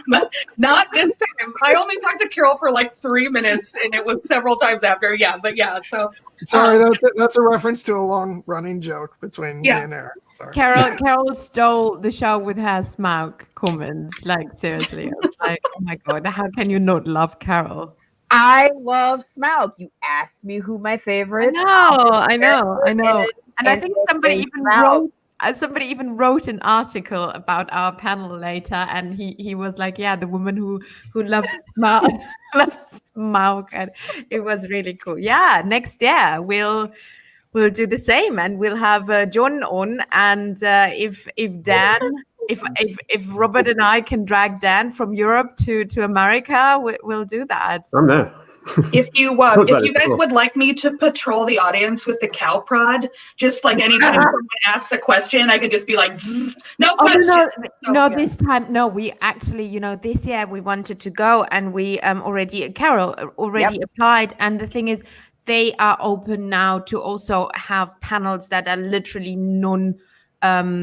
Game of Thrones related, so we could have just a Lord of the Ring fandom panel, which I think makes sense and is awesome because they are just I think Tolkien deserves his own panel, even if it's Game of Thrones convention, because it's about fantasy literature, right? And there are other panels like I don't know, like sexuality in blah blah blah, and it's not just about Game of Thrones, right? So I think they were open. Sue was open about that, Carole. So I think we can do next year literally just an awesome, and we'll think about a good topic, awesome Lord of the Ring one.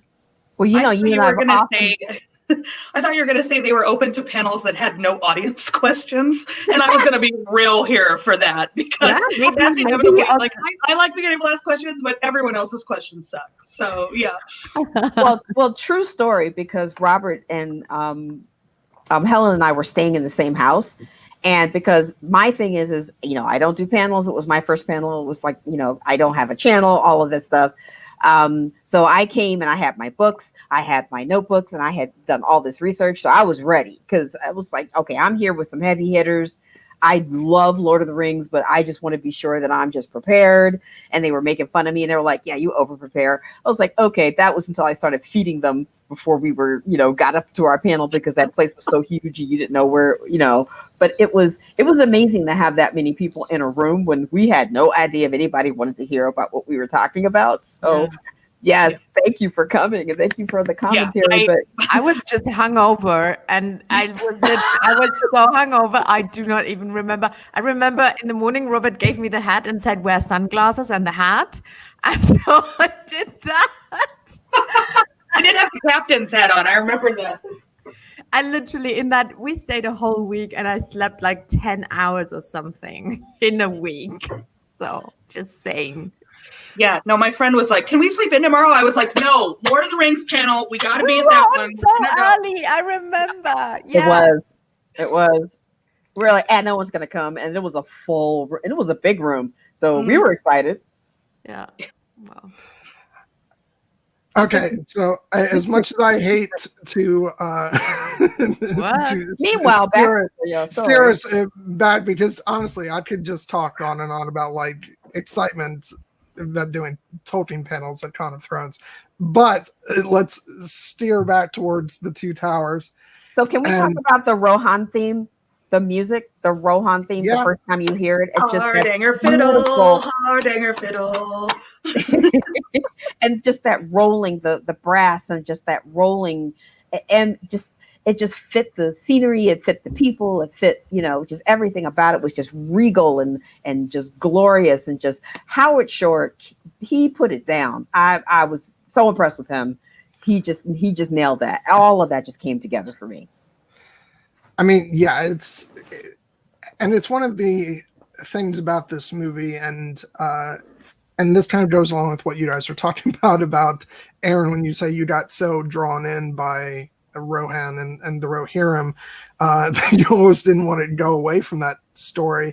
What's so great is that this film feels, all three of the films are of a piece, but this film feels, so unique and different from Fellowship, because it goes into this sort of, the world of men with Rohan, and it almost feels like you're taking this story and moving it into this big, almost historical epic, type story. And the Rohirrim music is so, again, is so different. You're bringing in all this different material, and it's, putting a different spin on the score, where you're having hints of the music from the first film, like the Fellowship theme and all that. But this score is so driven by the music for Rohan. And I just get chills when, the spell is lifted from Theoden and, and Gandalf, and says, your fingers would remember their old strength better if they grasped your sword. And then the fiddle comes in, and it just raises the hairs on the back of my neck. It's beautiful. And if you want a very long, amazing interview about the music of the Lord of the Rings, check out John's interview of Doug Adams, who wrote the book on it. So yeah, he literally wrote the book. And that was 3 hours of awesome discussion just about the music of Lord of the Rings. So definitely check that out here on John Webster Film. Yeah. If you haven't, what are you doing with your life? That is a great question, Helen. A great question. So there's a question in the chat for Amy. I don't think it's meant to be a serious question for Amy. No? Oh, okay. I think we could probably just go ahead and quit mocking Amy for Two Towers. Thank you. Yeah. Thank you. Why? I mean, but it's a valid question. It's a long, inside joke. I like Dan's comment about maybe I should look at them as phallic symbols. I'll do that. Yeah. No, Carole. We're not saying that. No. This never happened, John. We're not saying it live. I don't want anyone knowing. Okay. People are not going to look at my content because of what I say. Wait. This was a reference to an inside joke that we're not going to mention. Thank you. But it does also. I'm letting it go, Amy. Don't worry. This is a separate thing, but it does raise the issue. for now, John is going to let it go, but then we're never ever going to let Amy live down one single slip of the tongue ever. So yeah. Can you just say Listen it? to 'Cause the I've second got no episode idea of what you're Through the talking Moon about. Door, and you can find out what we're talking about. But there is a question of like, what are the two towers Two in the towers, story? right? Because it's different based on like which Tolkien letters you read. Yeah, his And- publishers gave that title. He never thought that title. Right. Yeah, versus what they decided on for the films, because in the films it's quite definitively the Tower of Orthanc and that of Barad-dûr. Barad-dûr. Whereas I know in one edition of the books that I have, I think the two towers are actually Orthanc and Cirith Ungol. Mhm. And then I'm sure there's, you know, a take on it where Minas Morgul is one of the towers. It's the title has sort of mystified readers because we've never really been able to pin down what the towers are, which towers are being referred to. And as you say, Dan, it wasn't really a title that Tolkien wanted. It was driven by the publishers. No, well, he never wanted to split the book up into 3 books, did he? So he never wanted subtitles at all. So it was forced on him, pretty much. I mean, although he did choose the names of the other books, though. I think, as far as I know. No, he just couldn't settle on a title that worked for this one because he the didn't book's want so all over the place narratively. There's not really a coherent title that makes sense for it. But he didn't want Return of the King either, because I know he wanted the title of that book to be called The War of the Ring. Okay. Because the Return of the King does kind of give away what happened. I'm a spoiler. Content previews, Erin. Content previews.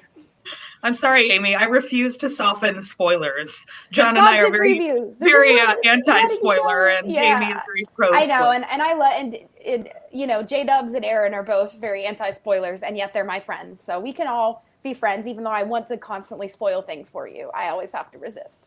It's true. No spoilers. But I do like what they came up with in the films, that it's Orthanc and Barad-dûr, because it does sort of set up that those are the film is very much about the dual power of Saruman and Sauron and all that. So I think it makes sense for the film, especially. It wouldn't quite make sense if you were referencing Cirith Ungol, for instance, because that in the film version that doesn't come into play until Return of the King. So that wouldn't have made any sense. I like Dan's comment about them being a phallic symbol of the patriarchy. Of course you do. I thought that's what the joke was. This man knows me. I thought maybe Stephen was looking for a drink of something, to be honest, because that's the game, isn't it? But, it could be that he was wanting a drink, but I think I know what he was trying to do.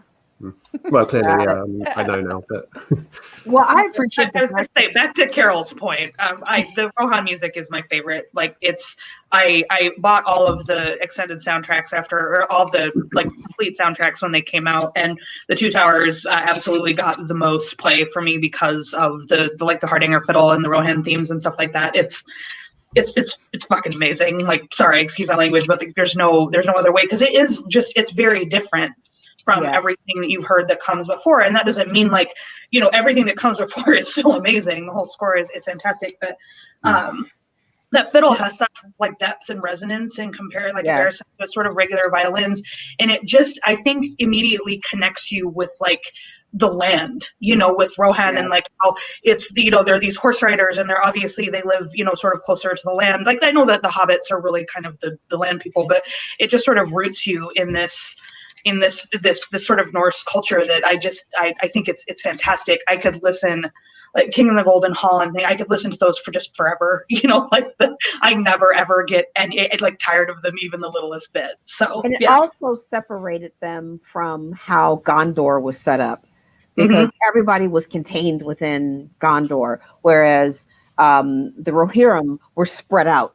So waiting for the word to be, called upon, and everyone had their armor. And if, the king summoned you, then everyone would rise up and come in, and they would, go forth and do. So you never know. You could, run across a battalion of, you would think they were farmers. You would just think they were settlers. but they were not. But I love the fact that back to the whole comment about the two towers is you have all of this machination going on from Orthanc through Wormtongue into Theoden. I've always wanted them to get a little deeper into what was it that made Theoden weaker, that made him susceptible to being taken over, because he was possessed by Saruman and he was being manipulated by Wormtongue, and then the whole dynamic between Éowyn being this strong woman feeling like she was isolated, and then of course they get her brother out of the way. Her cousin ends up getting killed, and her king, her uncle, is compromised. And so here she is, she and her brother knowing something's wrong, and then they get her brother out of the way. And that whole, the way they set up the land was so warm and beautiful, and the music is very warm. And then when you get in there with that fiddle, you can feel the tension that something's not quite right in this land, which of course is echoing what Éomer said to Aragorn, Legolas, and Gimli: be careful here, because things are not quite what they seem. You know, just be, because he's with this group and they've been banished and they're riding around, but they now are warning them things are not quite as they seem here. And then they get to Edoras and they're not, you know. So it was just wonderful, and how all of those things just kind of played together, and the music just kind of set that tone and really resonated. Yeah, and when we were playing this in my high school, I was in a symphony orchestra and I play violin. It's like, yeah, I say it all the time. But anyways, I was really excited whenever we got to these kinds of parts of the score, because we really got to shine the violin section. We really got after it. Whereas normally, like the action-packed kind of music that, you know, where they're running and all of that usually is the horns and the woodwinds. And then we're just kind of sitting there being like, all right, when do we get back in? That's mostly just like resting for the strings. And so I really appreciated this part of the score, because the strings really have the time to shine. And I think it, like Carole has been talking about, it really sets a mood that is different from the other places that we've been. While we're on the music as well, massive shout out to Miranda Otto for singing in Anglo-Saxon. Yes. Great scene. That should not have been cut. I'm sorry, that should not have been cut from the theatrical version. Like, it's not in the theatrical. I don't believe so. No, I don't think her singing is in the theatrical. So yeah, I didn't remember it. That was the first time I was seeing it. Was last actually, night. I got literal Theodred chills. even in the theatrical version? Actually, No, he is, but not. There's two additional scenes with him. The one where Éomer finds him, and also and the funeral. Which they were cut because, from the filmmaker's point of view, they were concerned that audiences just wouldn't care that much about Theodred, since he's, you know, either close to death or dead. But we care about Theoden, don't we? Yeah, we care about how his death impacts the other characters, which is why I think those scenes work so beautifully. And also the king. That was beautiful, seeing that scene for the first time. I got literal chills. It was so amazing. And also the king, because the thing is that you need that resonance of, that is the end of his line. By nature, the fact that they killed his son, they ended his line. And it was really twisting in his brain. And maybe that was the crack into so that Wormtongue, forgive the phrase, wormed his way in, and Saruman was able to then twist it. But because it makes the line that Theoden says on the mounds, no parent should have to kill their, no parent should have to bury their child. And it was Bernard who said that line, because it resonated with him, you know, that this is something that, you know, here he is watching the end of his line, not going forward. And then the fact that he allowed it. So he was wrestling with his own guilt. He was wrestling with the fact that he wasn't leading his people. There had to have been something else that was going on. Because if you think about it, it's about fathers and sons, it's about fathers and sons. Because you have Denethor, which is a preview flashback to a future character in this extended cut, which I loved because it set things up correctly. We'll get to that, I'm sure. But this was also about Theoden and his son, and you have these two factions that are controlling them. So you've got Denethor being controlled by a Palantir, and Saruman, whether he realizes it or not, being controlled by a Palantir. Yeah, but and the doing thing all is, this other stuff. yeah, but what is so interesting and how they're portraying the kings is because Denethor in the books actually is really strong. He's a Yeah. really strong warrior. He's not portrayed as that in the movie, sadly, which that's one of my things I didn't like. That is Because true. he literally sleeps in his armor, right? And he could withstand that Palantiri, which nobody besides Aragorn even dared to do. And he used that bloody thing for years. And Theoden, the other way, was completely corrupted by Saruman. So that is very weird. And then in the end, they cross for a little bit, with the lightning of the beacons, and then Gondor coming to help them, but their fates cross a little bit. Both kings, I mean, one was a steward, but in fact it was the replacement of the king that was absent, so he was kind of a king, and then their fates crossed, and then they went the complete other way, right? Like they ended where the other one started, and that's so interesting. And it's fathers and sons, and it's really cool. Yeah, I love Very that. much. I will say, even though the sort of the way that they do Denethor's characters is a bit different in the films, I do find that, especially in the extended cut of this film and leading into Return of the King, I think that one of the most fascinating parts of these films is the family dynamic between Boromir, Faramir, and Denethor. It's just Faramir. It's so much abuse from Denethor. I'm still angry that flashback scene got cut out of the original version of the film, because it's the key to Faramir's character, especially in this one. Yeah, I think understanding characters' motivations and why they do the things they do and they are the way they are, when you cut scenes like that. And John and I were talking about this because this is my first time watching the extended cut, is that you lose when you've only ever watched the theatrical version. Characters will just do things and you won't exactly get why. And if you just would have seen a couple of scenes before that you saw how they think and they express their internal thoughts about things. And you also, it's always character moments that they cut, right? They're not going to cut the battles. They're not going to cut the action. They always cut the character parts, which are the most important for understanding why they make decisions the way that they do. And I think it's probably the most additive of all the extended. Like, I think the Two Towers, the story benefits the most from the extended stuff that they add back in. Like, my favorite scene is the giving of the gifts that's added back in. Like, that's a wonderful scene. But as somebody who hadn't read the books and who really still liked Faramir watching the Two Towers, like, watching these scenes that they add back in about Faramir and Boromir and that whole family dynamic, it's like a light bulb goes on over your head. All of a sudden you're like, oh, okay. Like, I get this now, like, I understand. And I love, my favorite thing about this scene is just that it makes Boromir even more tragic that he didn't want to go. He didn't want to go after the freaking ring. He wanted to stay where he was comfortable, where he was needed in Gondor. And it's like another twist of the Boromir knife. You're already so sad about Boromir, and then they just give you this one more gut punch.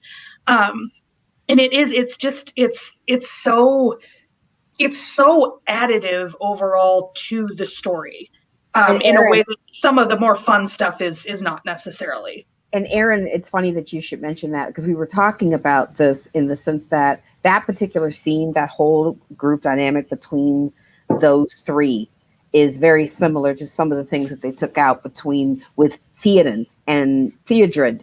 And Eowyn and Eomer. It's very,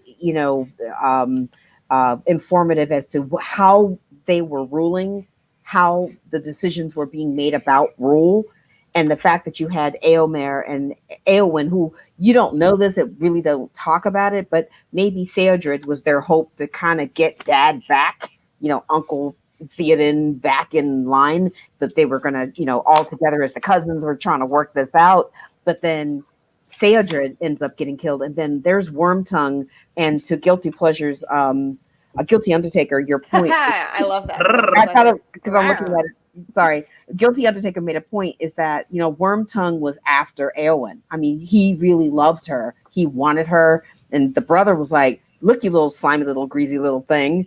And then there's Wormtongue like, yeah, let's figure out how to get rid of you because maybe I can work on Eowyn over time and, you know, get her to come over to my side of the things. And then you look at the whole Boromir story because we're talking about that. Boromir wanted to stay because he knew something was off with his dad, Denethor. He knew something was off. And he was trying to stay there to save his people, to, you know, to work through this and get all this stuff done. Like he said at the Council of Elrond, y'all have no idea what we're going through on a day-to-day basis. And again, I repeat, you need to talk to your real estate agent because I don't understand why you put Gondor right there. Gate of hell. Yeah, let me live right outside. Makes sense. No, it doesn't. But they're going through all of those things. And then on top of all of that, you've got Denethor, who is slowly coming apart. And I think the backstory was Faramir reminded Denethor of the wife that he lost. And for whatever reason, he was just hating on Faramir because he just wasn't, you know, what he was expecting, or maybe he was just mad and he was taking it out on Faramir. I don't really know. But I love the fact that Faramir in the movie is different than Faramir in the book, because Faramir in the book is like, oh, it's the ring. Yeah, you needed to go someplace. Sure, let me get you where you need to go. There's no angst going on there. And then when you look at Boromir in the extended, you can see he's looking at the father saying, bring me this mighty gift. And Boromir is looking at him like, dude, I don't know if I want to do that. But because he's trying to be a dutiful son, he's going to do that for his father, even if he questions it. And maybe Theodred went out to fight this battle for Theoden, who was failing, and it cost him his life. And if you think about that, both of those sons were dead due to them trying to do their duty by their fathers. And I love the way they wove all of that together. But to your point, Erin, adding all of that back in made so much more sense. And you also really need that connective tissue between Boromir and Faramir when you get those moments of them embracing, and then, you know, when he's riding off and he says, remember today, little brother, it really ties you emotionally to, you know, to this new character who in the theatrical version is doing all this stuff to basically hinder our main characters. And so we're kind of like, you know, we don't really like him that much.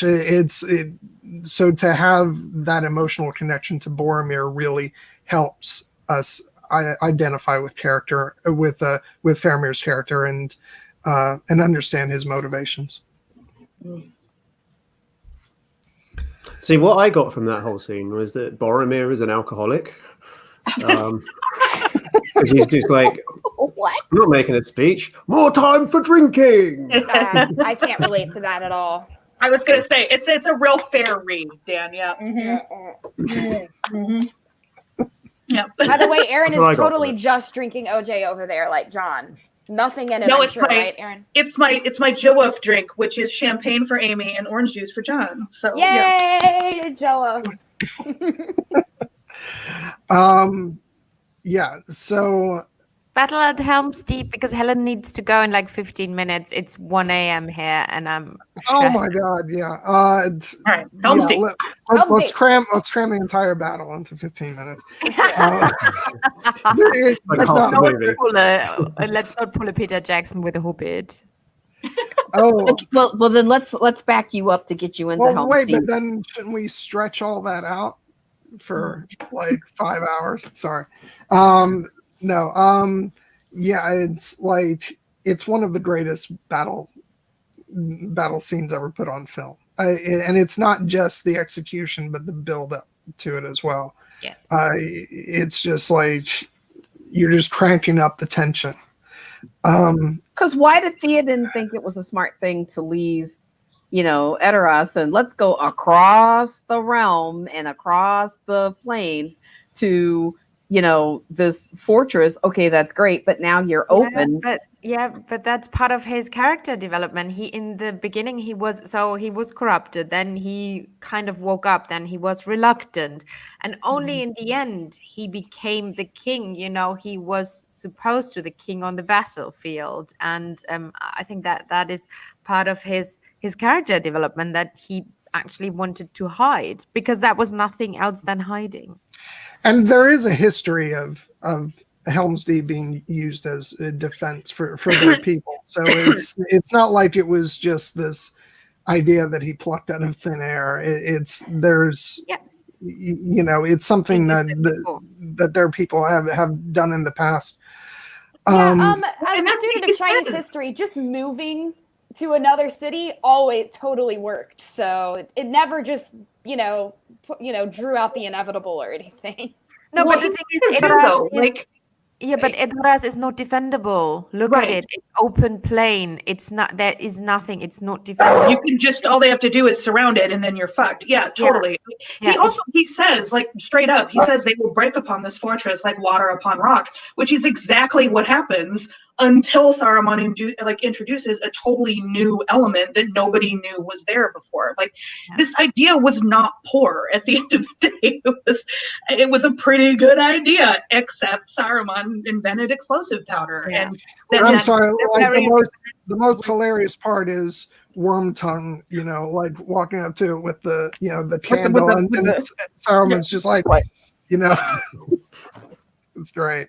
Which is very reminiscent, of the scary stuff in the world wars, because at the beginning, it was man on men fighting. That was kind of the honorable thing. Then they had tanks, then they had, bombs, then they had air force, and that is what this portrays in a way. Like they were still, this is very, if you know the Numenorean storyline and the people back in Middle Earth, it's very like 19th century meets the Dark Ages, and like obviously the 19th century people with their industrialized weapons win, and this is what this kind of shows, that the enemy brings in new weaponry, and they're not equipped for that. Yeah, and I love that the ring rays kind of get a glow up with the being on wings, right? So it's like, before they had to just deal with the horses, and now all of a sudden they're on freaking basically dragon-like things. That's really cool. When I first saw that on screen, I was really like blown away by that. And even Wormtongue did not see that coming. I mean, whatever Saruman did or did not, tell him, even Wormtongue realized he got played, because this was even bigger. And so with the whole aspect of them, and to your point, Helen, traveling from to this fortress, provided this opportunity, for Aragorn, who had kind of been just kind of going along for the ride. I'll go with. He ends up getting lost. He ends up, has to make a decision. Am I going to now hurt and injured, rise up and try to get back to these folks? And that's where he discovers, the army is coming. And this is what Saruman has been working on diligently, to create this huge opposing force to come and go after the small group of people. And again, they're battling this battlement on two fronts, because Osgiliath is being overrun. Yeah. At the same time that Gondor's going through this, which is, a smaller representation of everything that was going on in the books, because there were wars going on, battles going on all across Middle Earth. Would have been overthrown easily by the East, but just,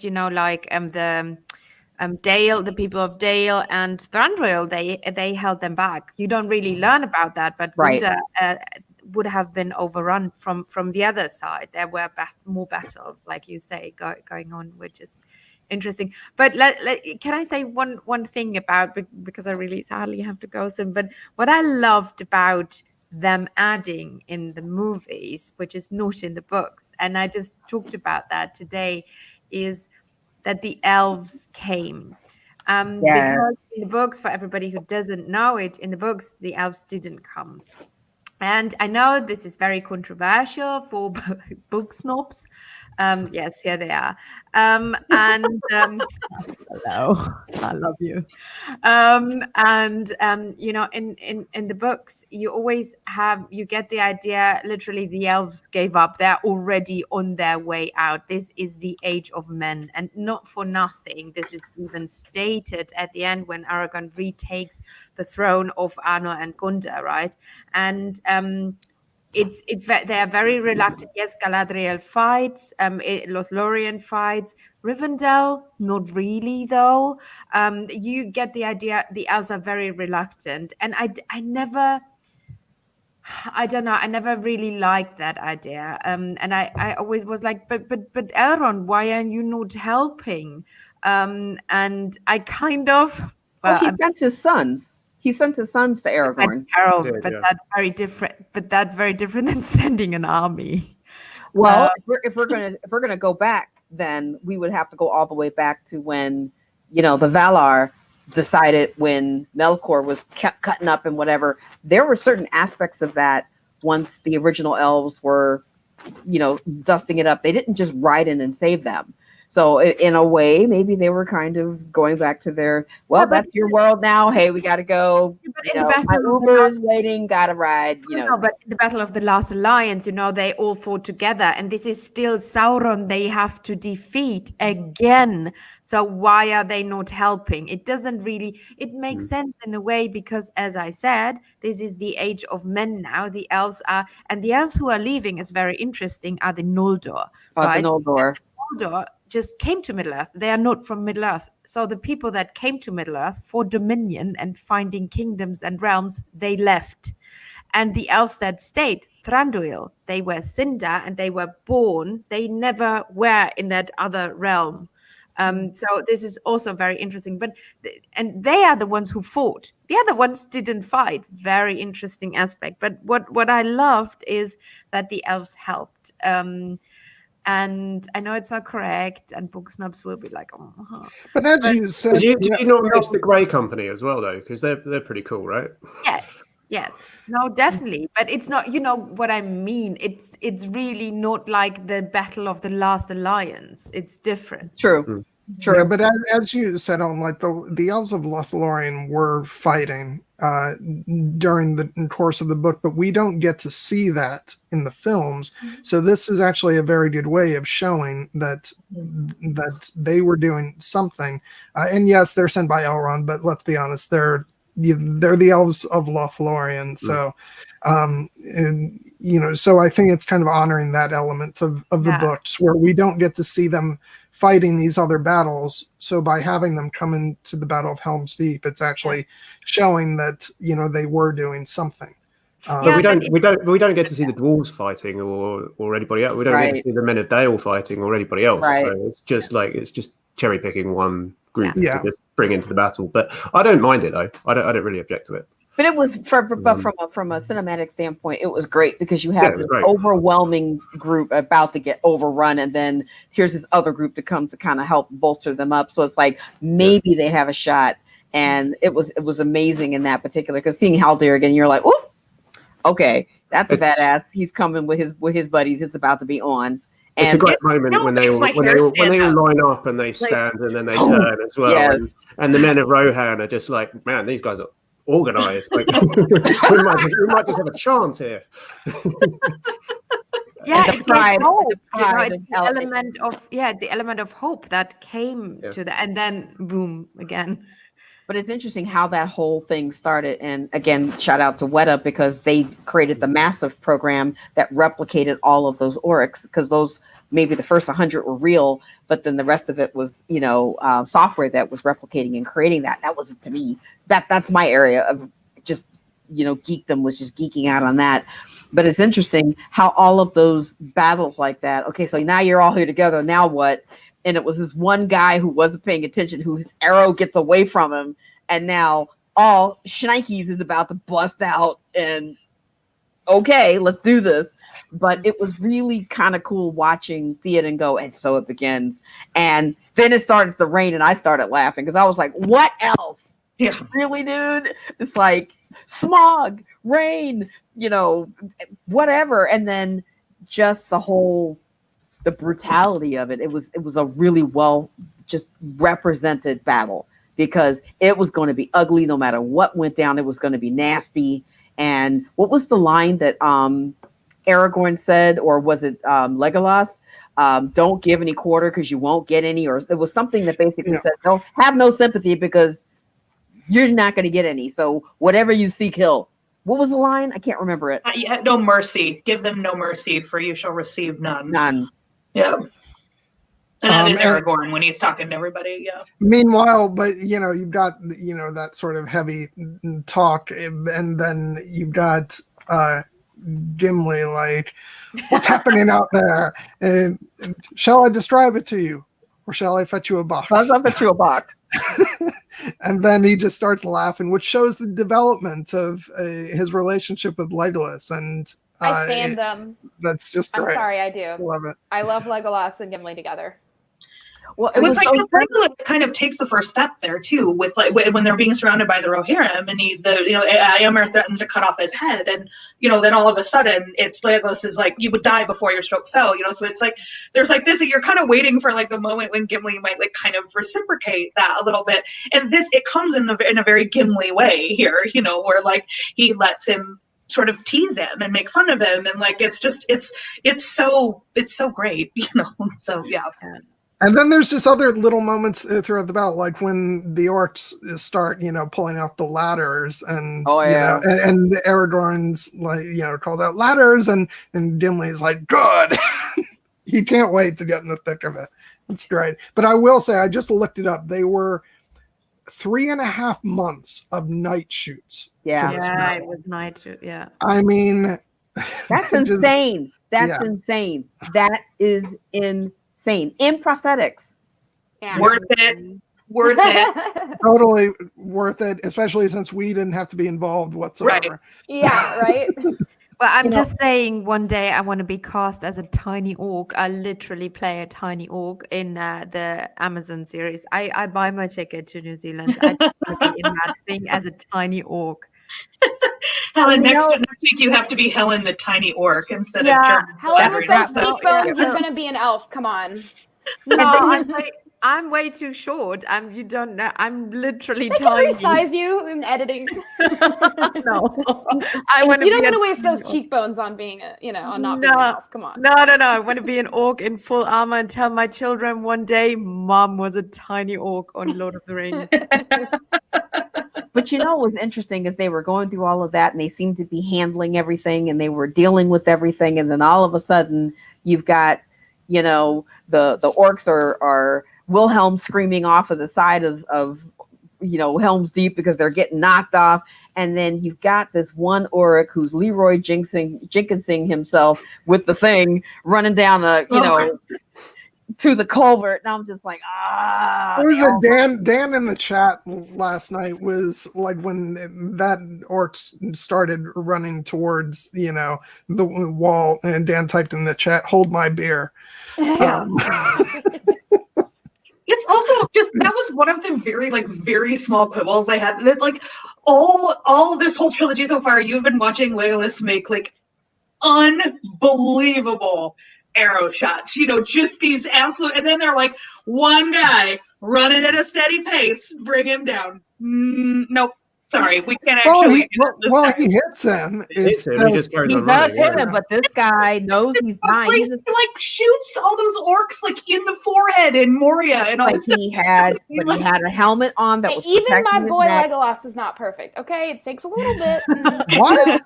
Oh my God! This is the one time you'll hear me say it. Otherwise, he's a perfect being. Of course. And his dad. I mean, have you seen his dad, Amy? And maybe the one positive thing Helen says about The Hobbit. But I'm totally doing Dilfing here. I love those zaddy vibes. Oh my God. Okay. Welcome to my first stream, everyone. Dan and John are like, man, we're out. Thanks. Bye. Let Amy and Ellen take over. Yeah, we're just gonna be thirsting after some elves. Don't mind us. Lord. Oh my God. Meanwhile, back to Helm's Deep. Yeah, meanwhile, it helps deep. Back to Helps Deep. I love the fact that they intercut with all of this craziness. Then you go to Impmoot, and there's Merry and Pippin going, for the love of God, what are we, what? Then they're like, oh, we just. Coincidentally, that's exactly what Helen was doing during He's these. like, scenes. And parts of my favorite parts of the movie. I love it. But it mattered. It really did matter. That part did matter because if nothing else, Mary is looking at this going, okay, y'all are not getting this. What is taking so long? And the end's trying to explain to them in the larger scope of the world, we're still going to be here. And they weren't really fully getting it. And even Pippin, because Pippin's the one who's like, hey, go south. It'll be, but that whole thing about go south, it's going downhill, it's faster, and all this other stuff.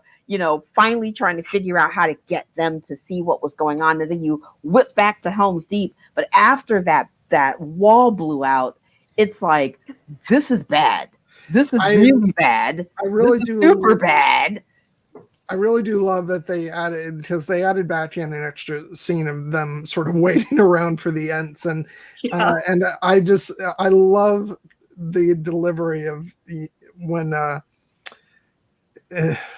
Pippin says they must have decided something by now, and Treebird says, decided? No, we only just finished saying good morning. And then Mary says, but it's nighttime already. Yeah, I love it. Kill me now. But what I really, what I wanted to say is, isn't it so cool that you would think, okay, so this was this epic battle. Now the movie surely is over soon. Like the whole, like the plot. So the third movie, and then no more battles to come. And this is Tolkien, because a lot of the stuff like the Scouring of the Shire and all that is not even in the movie. So there's like finale, battle, and it's still going on. And it's not annoying. It's actually really cool. But normally it's not a typical storytelling with, like this is the climax and then you get no, it's not. And I love that. And it's not, you're not annoyed by it, or you're not like, oh god, another battle. So because it's always balanced with the human element, because on one side, and this is getting a bit into Return of the King, but that whole film is like, on the one side you got these huge epic battles, but on the other side you got these two hobbits basically at some points crawling on their hands and knees to the top of the mountain to destroy this ring. And it's just having those two things opposite each other, works so well. And you get these small intimate moments between characters amongst all these big epic battle scenes. And I love how they intercut between all of the angst that was going on after the wall blew up. And now what do? We have to come up with another plan. And then you go to Entmoot where nothing's going on. And then you come back to the Glittering Caves where it's like, this is what's at stake. The women and children who are here in these caves, if we don't do this, we're going to get wiped out, which is Saruman's plan. Peter Jackson and Fran Walsh's kids jetpacking all across the middle. Elijah Wood's sister was down there as an extra. It was like really, really cute. But then for me is when they finally had the retreat. And Theoden is not getting it. And then Aragorn remembers that, okay, we just have to survive. All right, let's figure this out. Let's get this done. And Theoden is like, why are we doing this? And it's like, look, dude, we just need to survive. We just need to get this done. Ride out with me. And the look on Aragorn's face is like, I don't know if this is going to work, but you know what? Hey, Theoden, wouldn't this be great? And then Theoden, I don't know what was he thinking, but it was like, yeah, we have to die. Let's die on our feet or on horseback or whatever. Let's ride for wrath, ride for ruin, forth Aerlingus. And I'm just like, okay, dude. All right. Finally, getting your little blood up. Okay, cool. But when they sat there and ran them down, on horseback, it was amazing. But just opening the door going, this is going to be epically bad. And then until you see up on the crest of the hill with the sunrise. Yay. To the cave. What do we love it. Erin at this point is just like, please, can we go back to Edoras? Look at Erin's face. Oh my god, no, not at all. It's the best. This is the best part of the whole movie. I'm just really enjoying listening to everyone else enjoy it as much as I do. Are the So, yeah. Come on, guys. Yeah, no, this is the best part of the whole movie. So it makes me laugh because I was probably, I don't know, in my late teens, early 20s when these came out, and I remember like writing, like doing something like my live journal, like now for wrath, now for ruin and stuff, and writing in my live journal all these quotes about this stuff, and so it just. Oh my god, you were so edgy, Erin. Sorry? You were so edgy, Erin. I know. Yeah, song lyrics and quotes from Lord of the Rings. It's obvious I was extremely popular. So yeah, but no, I love this part. I'm just having a really good time listening to all you guys talk about it because again, it's one of the other moments where the music, like Gandalf gets all amazing cues where the music cuts out and he gets choral instead, and this is one of those when he rides out in Return of the King when he's protecting the Gondorian riders returning, and it just cuts out and it's just choral, and it's like this, it's so amazing. And then Howard Shore comes in with when they, oh my god, it's incredible. And this is another thing where I can talk about the soundtrack release because obviously, like, it's funny nowadays. I'm always like, I don't want to listen to the soundtrack until after I see the movie because I don't want to spoil that experience. Yeah, that was not the case with Lord of the Rings. I had listened to these soundtracks like a million times before the films had even come out, so I knew that music of the Rohirrim riding out, and then when Gandalf shows up. But what's great is in the final film they add this burst of choral singing when Gandalf appears up on the hill and Shadowfax is raining up, and it was such a shock because that choral burst is not in the actual original soundtrack album. So I'm sitting there watching it and it kind of took me aback, and it's such a huge epic moment. And yeah, I just love all that is, Theoden King stands alone, and then Éomer rides up, not alone, Rohirrim, and it's just, the whole thing is so good. Every single time. It never gets I any. cheer every gets time. any I less know amazing. it's coming, but I'm just like, yeah, he's here. When they go riding down the slope. Helen leaving. Helen, are you headed out? My Bye, Good night, Thank my you so love. much. We will see you next week. Perfect. Thank you. So sorry so much. I love you all. See you next week. It's 1 a.m. and I've had a long day. One more plug. Check We out love the you, Clueless Helen, the Fangirls tiny channel. orc. Come Yeah. on, watch her content. Yeah, you check want this. the- You need check- this in your life. Check the description. What are you One doing? of the moderators linked What are you Helen's doing? channel You haven't as seen well. the Clueless. All right, check the description of the video. You'll see and link to Helen's Twitter. Follow her, subscribe to her channel. She is amazing. If you're a Tolkien nerd, you're missing out if you're not watching Voice of Geekdom or Clueless Fangirl. Yep, true. Come Yeah. on. I love you. See you Good next story. Bye, week. Helen. Bye. Bye, Helen. Bye. Okay, sorry, Dan. We interrupted you when they were writing. Yeah, down we were like, Dan, shut up. We're saying we love Helen. Well, I've got time for that always, but I was going to say the shot where they're galloping down the slope. Don't you always watch that and think, are they There's going no to way. fall? Because it's It's a like bit No, steep. like Very steep, here's isn't the it? thing. Other people have Like an 80-degree incline straight down. It's like, it's Da-da-da-da-da-da, and then See, they start falling. always heard other at people. least 70 degrees, isn't it? It's like I've always very heard steep. other people saying that, but honestly, that thought never occurred to me because it's like so spine tingling, epic, and awesome. And I don't know much about horse riding. I don't know if anybody can inform us. I don't know if Jess is here. Maybe she can tell us. But maybe if you build up enough speed, you just kind of fly down there at the speed that you me fly down personally, there, and you just way keep too going. steep. That's way too steep. Bye, I mean, Jen. I at love the you, so. angle that Jenna. they were, that's just way too steep. I wouldn't imagine a horse would want to go down that incline. Right? Naturally, that's just. but no, see, I mean, I know this is the thing. Shadowfax is supposed to be like this Purposes, awesome horse, but the No, others no, are just no. normal horses. No, they are horses of the Rohirrim. Okay, they're Special freaking horses. badass horses. Okay, they can do anything. All right. You It's guys, just this like is the animated Hobbit all over again, where we're all telling John one thing and John is adamantly insisting. And we're if you wrong. want to like know the- more, we're starting a new horse channel. It's like the elves being Called it's like the Horses with elves John and being Amy. such experts in archery that they can freaking fire their arrows over like other people and it hit the orcs. They're that that's probably precise, true. and that is how good the riders of Rohan are. That they can ride their horses down. You've convinced me, as John. Can people. they This was can a they perfect ride them scene. up slopes as well? Like could they do that? Like Yes, they could They could- definitely do that. if the plot demands. That's the ultimate, yes.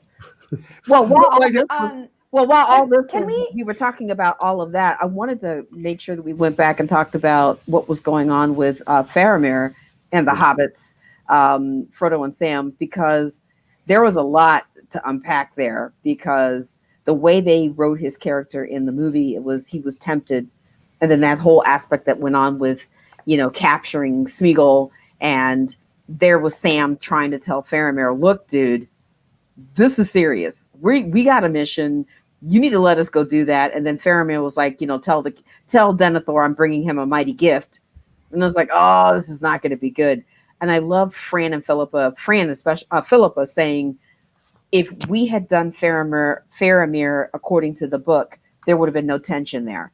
There would have been no, angst going on. So the fact that they wrote that in and it fits with what they added with that scene between Boromir, Faramir, and Denethor, just looking at all that's going on, and they've got to get through Osgiliath, and all of these things are happening, and then the Nazgul shows up, the Ringwraith shows up, and there's poor Frodo going through it, knowing, oh my God, I can't handle it.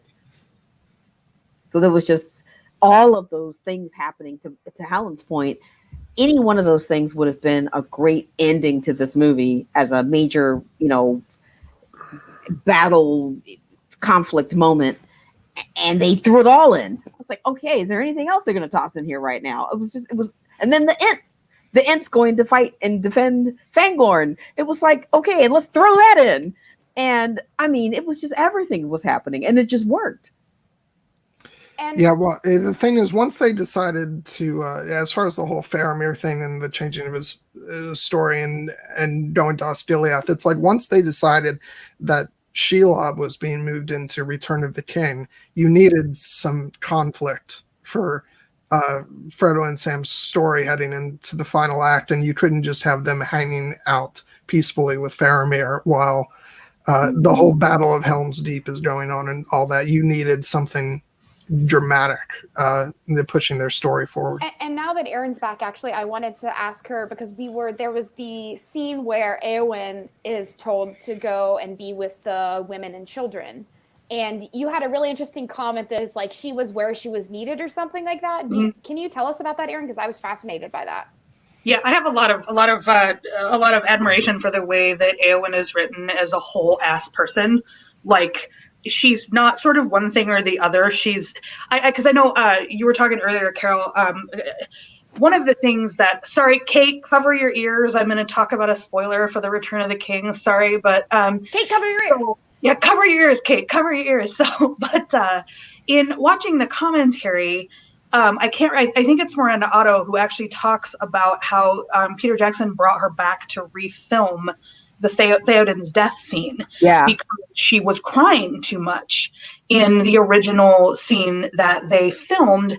And Miranda Otto sort of talked about how she was not generally pleased with how much Eowyn cries over the course of the movies.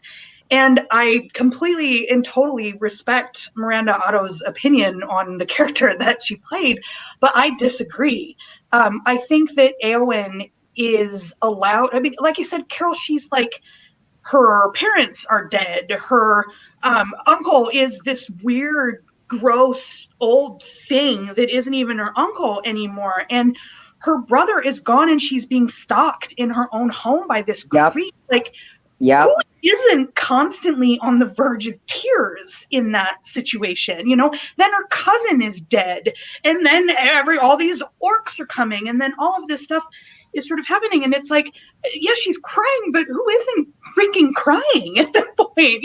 Like, Does she cry that much either? Like, there's scenes where she's clearly distressed, but she more looks like she's been crying recently rather than she's on the verge of tears a lot. Yeah. A lot. So let's Yes. kind of go back and unpack this a little bit because I like where this thread is going because I love Eowyn. Oh my God. This is a pro Eowyn stream. Love Yes. Eowyn. So let's go back. Yeah, if you don't like so, Eowyn, get the fuck out of here. So yeah, but go get a drink because we're gonna be a minute. So let's go back a bit. So when you look at the fact that when Aragorn, Gandalf, Legolas, and Gimli show up at Edoras, and they're trying to have all these conversations, when Eowyn is trying to tell Aragorn, even though I can't remember the quote, but they who do not wield swords can die upon them. Mm-hmm. Because she opens this crate and she takes out the sword, and Aragorn makes a comment to her, "Oh, you have some skill with a blade," and she's looking at him like, "And yes, I do," which is foreshadowing for what's going to happen, later on. But she is a strong woman because the women of the Rohirrim are very strong, and because she's royalty. She's looking at all of this craziness that's going on with her uncle acting crazy and her parents are gone and she and her brother. And I love the fact that her brother is like right there with her. Mm-hmm. This is what's happening. Let me fill you in because you need to know what's happening because you're at threat. So we need to protect you. And when he's not there to protect her, she's doing what she has to do to get things done. When they leave to go to Helm's Deep, and every single time she's trying to get on a horse and help, her uncle is like, no. Stop, don't do this. And she's so frustrated that she knows this is what I have to do to help everyone. And there was this one particular scene with the soup or with the stew that she hated. Miranda Otto hated. And I also thought it was off, brand for Eowyn. I don't see her walking around bringing somebody, snacks. This isn't Uber Eats, Helm's Deep style. Like, what is that? But but the point of it is that she got 5-star rating. There you go. But I love the scene. Not from Aragorn. Yeah, not from Aragorn. 5 stars for delivery, not for taste. There you go. So, yeah. So it's interesting because the scene in the stables where Aragorn is calming Brago down, which is Theodred's horse, and she walks up and she sees him interacting with that horse and trying to realize and keep him calm and unbind him and release him because he's seen so much war and he's so freaked out that she's looking at him thinking, you get it. Because she is traumatized. There is so much going on. But I think she may have these weepy moments, but she's not having them just to be this weak female who's crying all the time. I think there's just that she's just fed up. But when she realizes I can't indulge in this because I need to take care of my people, I think the aggravation she feels then is okay, I'm here trying to help all of this. Why do I get sent to the caves with the women and the children? I can fight. So her whole energy is, I want to do more. And it goes back to that line, they who can die upon sword, they who don't wield swords can die upon them, is she just wants to take control back because every man around her who had control had it taken from them. Her uncle had it taken, her cousin was killed, her brother was sent away. And here she is, once again being told by these men what's happening. So when she finally gets to a point where she can choose her own fate, she chooses it and says, all right, well, let's play this game your way. But I am going to protect mine because I love this and I want to do more for this. So Eowyn for me is one of the best written, best acted, best cast characters in the whole trilogy. I love Eowyn. Oh my God. And I will just push back on that just very slightly because I think that there is one of the reasons that I like Eowyn is because she does both things. Because there is valor in staying behind. There is valor in caring for your people. Indeed. And in being the one who's sort of left behind. And I do feel like at the end, when she makes the choice to sort of, John, I know you and I have had this conversation before where does she leave someone else in charge? Or does she just sort of bail on everybody in Rohan to go right off to war? There's I don't really know sort of what happens there, but what I really like about Eowyn is that she wants to fight, but she's where she needs to be in the caves at that moment. She needs to be leading leading in a different way than swinging a sword. She needs to be sitting there keeping people's shit together. And because not because that's what she's good at, but because somebody needs to friggin' do that. Agreed. But what I'm saying is that in her heart, however, she knows she can do so much more. And what the distinction I'm drawing is that someone was telling her, you need to do that. But could she have done more at Helm's Deep? Do you think could she have done more on the battlefield? I'm not saying could she do more. I'm saying her level of frustration was she felt like it would be better if she took that control in her own hands. Because so many other people had taken control from her. She pulled her hair back, took her earrings off, put on her ponytail and said, all right, let's get in these caves. Let's get this done. She didn't do that. But what I'm saying is that would have been her choice? Maybe not. But because of who she was and how she was raised, she's like, okay, if I have to do this, we're going to do it. She didn't want to get on that horse. She wanted to fight the wargs. And her uncle looked at her and said, get them to Helm's Deep. Get them there. You know the way. Please do this. She's just like, I'm frustrated. I want to do more. But even in her doing her duty, she was doing so much. Because she was protecting her people. I do not disagree with that. I'm just saying her personally in her internal dialogue. She was so frustrated. She was so frustrated. And if I could just make a comment about emotionality in general, Erin was mentioning the actor feeling like, she kind of wasn't quite sure with her character and crying. And I did just want to say, and I put this in the chat, but I wanted to highlight it here, that women are told, don't be so emotional. And then they're seen as ice queens and robots. And then they're told, okay, well, be a little emotional. And then they're hysterical. So how does one, and that's, I think, what the actor herself was dealing with. How does one who presents as a female kind of accept their mourning and the hard parts of their character, where their character would obviously be distraught, but then not kind of reduce the respect, I hate to use this term, but respectability of the character for being whiny, right? And a actor doesn't really have to deal with that as much. Well, right? It's interesting because it's strange. I never thought of Eowyn as, the fact that she cried too much or whatever, because it seems to me that a lot of characters are allowed in these movies to cry, male and female. Aemon cries when he thinks that she's dead in the next one. Oh my God, that's really cries. Everybody cries when they think Gandalf is dead. And you know what? Beautiful. It was beautiful. It was beautiful because it was a testament to how much he loved his sister and respected her. I love that scene.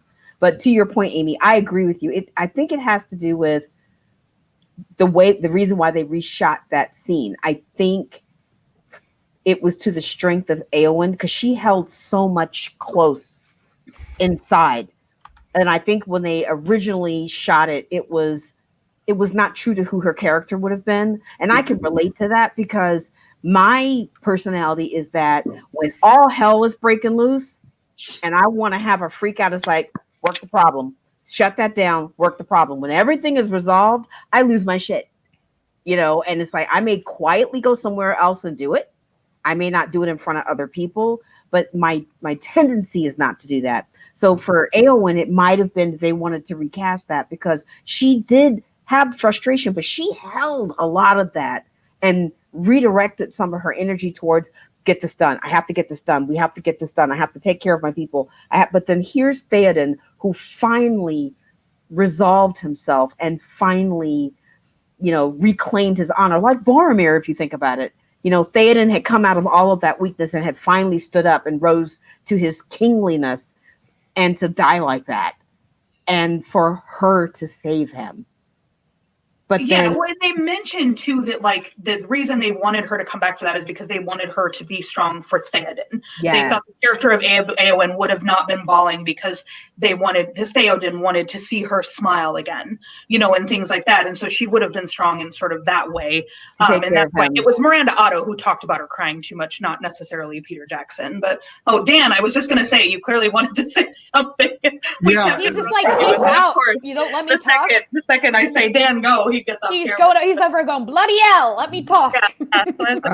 Dan is playing the role of Liam Cunningham on that episode of Conan when Conan they had the whole cast of Game of Thrones on, and Liam Cunningham didn't get to speak, so Conan invited him back the next day. He comes on stage, says "F off," and walks off stage. Oh. Sorry, There Dan. can be We worse love you. things than strong women talking about great stuff, you know. It was more that he was Just just like, saying. "Can I say one thing?" And we were all like, "No, you can't." Sorry, we have I several hope he's more just other off things. to go get another beer. I think that's probably what's But no, just so Amy, that was kind of what I meant when I said that she was sort of where she needed to be there. Like, and again, this is my favorite thing about Eowyn is that they make her whole. They make her a whole Hi, real Beth. Don't worry, you person. can go back and watch it. Who sort of she is allowed to be vulnerable while also being I am no man, you know, like she's allowed to be all of these things. And I think to a lesser extent Arwen is also allowed to sort of run the gamut of you know of real whole personhood, you know, and that's I appreciate that about them both, but I especially appreciate it in Eowyn because I do love how I love how she is sort of like, okay, this sucks, and now I'm crying, and okay, but I gotta go keep the people in the caves, and I gotta keep their stuff together. I'm the only one that can do this. The Rohit people wouldn't trust anyone else to go lead them and sort of things like that, you know. So it's just it makes me so happy as a woman to watch like a real whole person, especially in these films that are largely about men, you know. I just want to say also, we're talking about Eowyn going down into the caves and stuff. There are deleted scenes of orcs finding their way into the glittering caves and Eowyn actually wielding a sword, which didn't end up in the film. But like, I want to see those scenes. Sure. I'm glad they were left out, kind of like you are. I liked her the way that she was, but yeah. Sorry, Dan, you had something to say, and we kept literally we're like, and now oh no. Dan's gone. So yeah, go. The women are done speaking, so the men can speak now. Go ahead, Dan. Oh, thank you so much.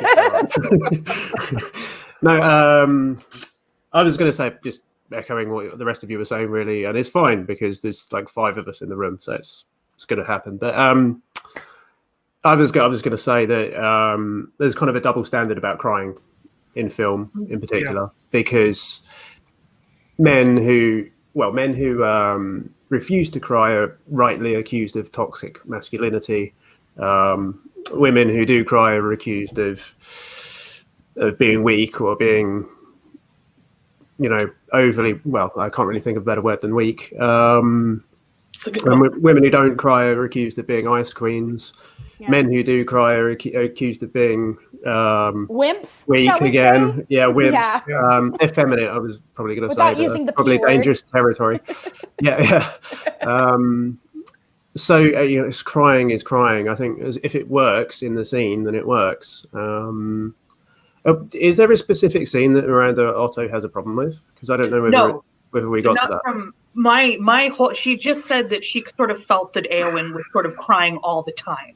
Was what I remember from the commentary. So there's one scene that stands out to me that I have no issue with. That when Aragorn has his like tumble off the cliff and doesn't come back to Helm's Deep with the rest of them, and she reacts with shock and a very pained expression. So maybe it's that scene. But that's the only one I can really think of where she's kind of melodramatically upset. Where I would point to is at the extended scene where she accosts Aragorn, where she confronts him and wants to join him in battle. And that one I do not like because that suggests to me that Eowyn only wants to go to battle because they would not be parted from you. You know, like they want to go to battle because they wouldn't be parted from you. And then she's crying and then she says, sorry, and she leaves. And sort of that one sort of tips over the line a little bit to me because it doesn't suggest that Eowyn wants to go to battle because it's valorous and it's because what she wants to do with, you know, actually in her heart. It suggests that she's in love and she wants to protect Aragorn and stuff. And so that one is the one that comes to mind a little bit to me, where she's sort of melodramatically crying. Philippa and Fran agree with you. If you listen to the commentary on that one, Philippa and Fran were like, "Yeah, let's take that one out because it seemed off-brand for her." Very off-brand. It also moves a bit too fast in terms of the development of the love story. Like that's a moment that actually comes in Return of the King, as we see in that film where she's sort of putting her feelings out there. I still like the scene because it's sort of, it's a character moment. It's building up throughout the battle, but if you were going to have that moment in, one or the other, it's definitely the Return of the King moment, especially once they've had time to sort of build up that relationship. I think the other thing to understand about Eowyn as well is that it's cultural as well, the way she reacts to things, because the Rohirrim are a kind of warrior culture, and it's the same instinct that she has is the same instinct that Theoden has when he rides out with Aragorn when he thinks that they're all going to die, and he just rides out on the horse and gallops out into the battle. It's the same impulse of wanting an honourable death, I think, that she wants. So it's very cultural, the way that she acts. And you kind of understand that better in the book, I think. But I think you understand that because they talk a lot about Wormtongue sort of almost gets her when he talks about how she's trapped and alone and things like that, and then she tells that. See, that line is actually a Gandalf line in the book. That was one that they read from at the end of towards the end of Return of the King, but they gave it to Wormtongue, which it's sort of a stroke of genius. It works, doesn't it? It really does, and it's almost like the whole speech is like a double entendre, which would work for either character equally well. It's just a different perspective. It's really good. Well, and then she says to Aragorn as well, he says, "What do you fear, my lady?" And she says, "A cage, to be trapped behind bars until use and old age accept them." So you do get the fact that she's very, very afraid of being useless, that's her biggest fear is just sort of being useless. And so I think you do understand that it's sort of cultural that she doesn't, she knows how to use a sword to begin with, which the women of Gondor, so far as I know, do not, but elf women, I don't know. I guess, do elf women know how to use swords? Well, no, I mean, in the movie universe, they do for sure. Well, yeah, because she has Hadafang, which is Elrond's in the movie or in the books, correct? So Arwen has Hadafang, which is Elrond's. Well, I don't know if they, As far as the women of the Rohirrim, I'm trying to think. Is it See, I'm going off. She's called a shield maiden, isn't she? Everyone seems to call her that. So, which is a Valkyrie sort of reference. But she has the line that the line that we've mentioned a couple times, that the women of this country learned long ago that those without swords can still die upon them, which implies that the women are. They're like the women of Bear Isle. Well. Yeah. Of Bear Island. Yeah. So which, by the way, I'm sorry, just saying that line, it's like the language of Tolkien's writing in the books and the way that's translated into the films. It's just so great. It's a thing that there's a line in Return of the King that is often referenced when talking about this, but it's when the Rohirrim arrive at Pelennor Fields and Theoden says, "Oh, what is it?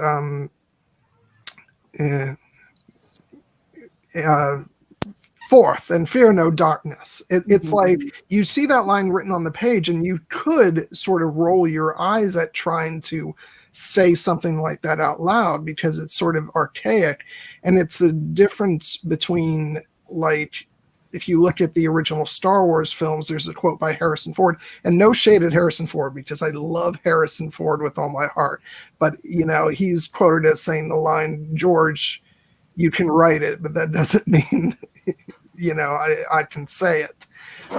But some of the language that's used in these films, it's said with such amazing conviction by the actors, and they sell it so unbelievably well, and it's just what's sort of so beautiful about all the performances and the writing. And I think also that line about even those that aren't basically don't know how to use a sword can die upon them. It kind of makes me think a lot of the, we've talked about the Nordic influence on them, but I kind of want to go back to the Mongolian and the steppe people's influence on this culture, which is the steppe women, not just the Mongolians, but also the Khitan and the Manchu and the Tartars. There are a lot of North Central Asian cultures that the women learn how to shoot a bow from a horse, and they learn they learn how to ride horses and such. And it's such a harsh environment that they had to learn how to survive. And they kind of, a lot of these cultures, even though they were misogynists, saw it as women also need to know how to defend, their village if they are attacked. So it's like, why would you leave half of the population out of defense? Right. And I think Eowyn really shows that, is that, when you have this kind of, get ready, patriarchal society where the men are the ones with the swords, you're really crippling yourself, because half of the population is cowering in a corner